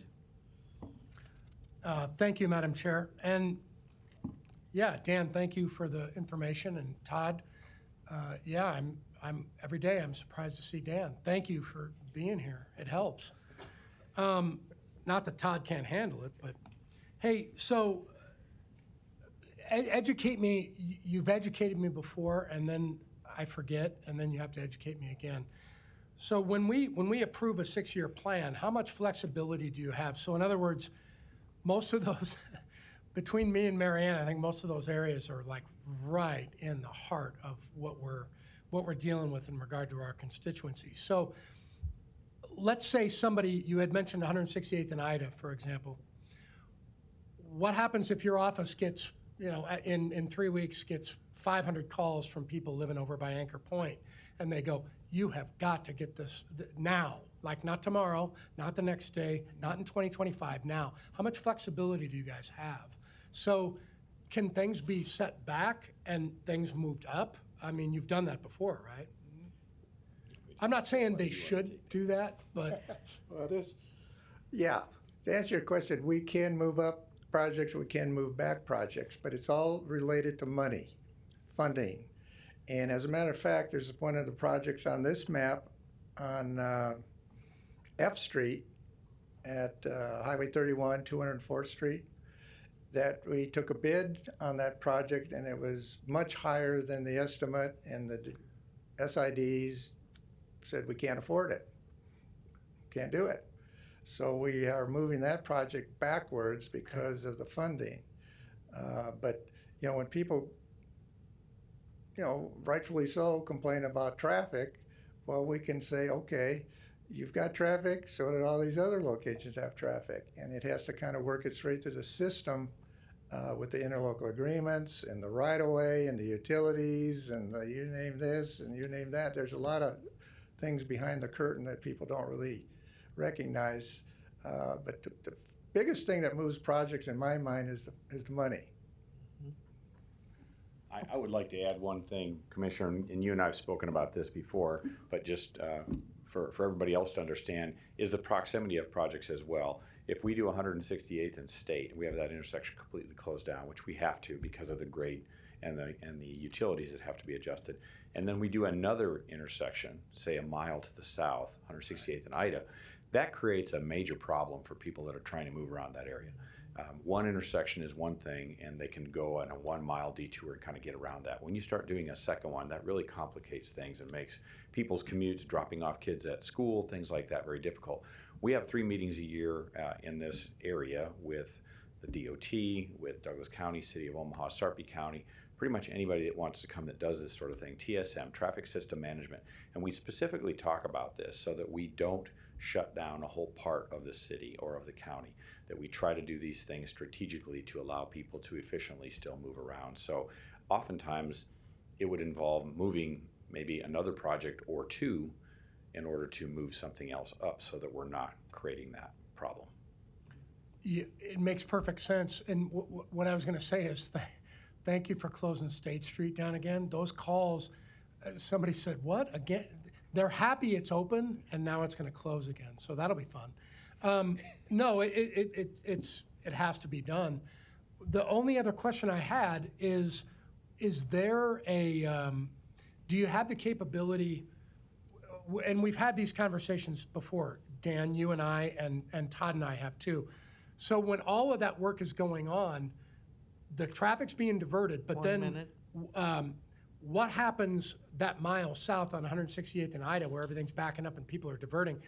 Do we have the capability of putting in temporary lights or things that, or do we have to talk to, who should I direct, who should I send those calls to? So in other words, okay, good, yeah. Here's my point. Once the work on 168th and State begins, 168th and Ida just becomes stranger, right? It's a 4-way stop, and right now at 4 o'clock in the afternoon, I could call the sheriff and tell him to get a deputy out there and just wave traffic through. We could do that. I'm just being smarmy now. No, the contact needs to be through you guys, right? Yes, yes. At least initially. There are things that can be adjusted. 4-way stops are difficult. If it's a signalized intersection, we can put in left turn movements, we can adjust timing. There's different options we have. 4-way stops are very difficult. Time. Okay. There's Yeah, thank you, nobody Madam else Chair. in the queue. Did you want to continue? No, we can talk offline. Okay. Thank you. Anyone else wishing to speak during this public hearing? I just want to thank you. And again, Commissioner Friend's right. You know, a lot of these projects are in our districts, and some of them long waiting for, and we're excited about them, even though there will be inconveniences. We absolutely understand that, but I'm glad to see them on the books now. So thank you very much.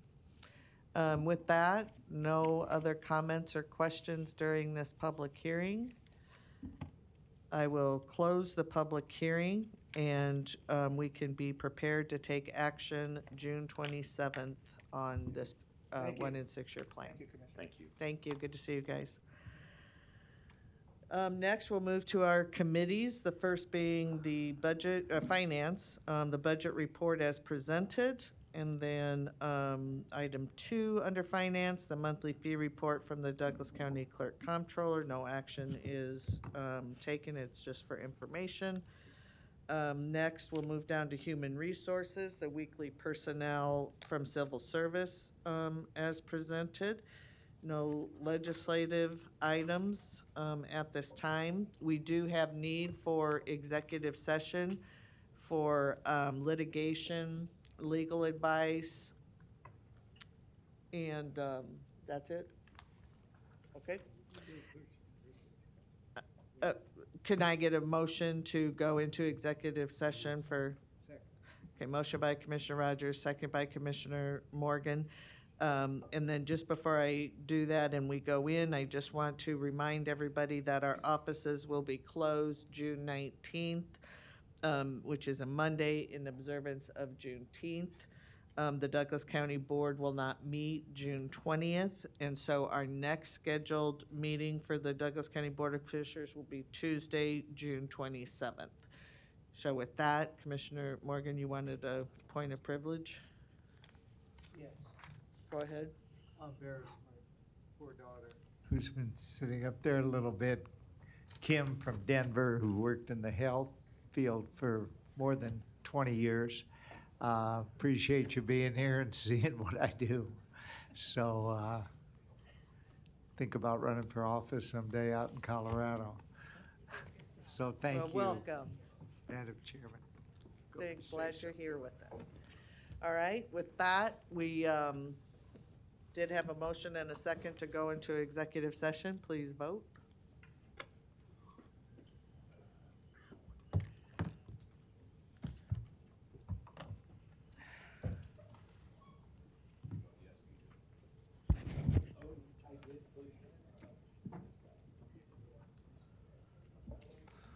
Motion passes 7-0.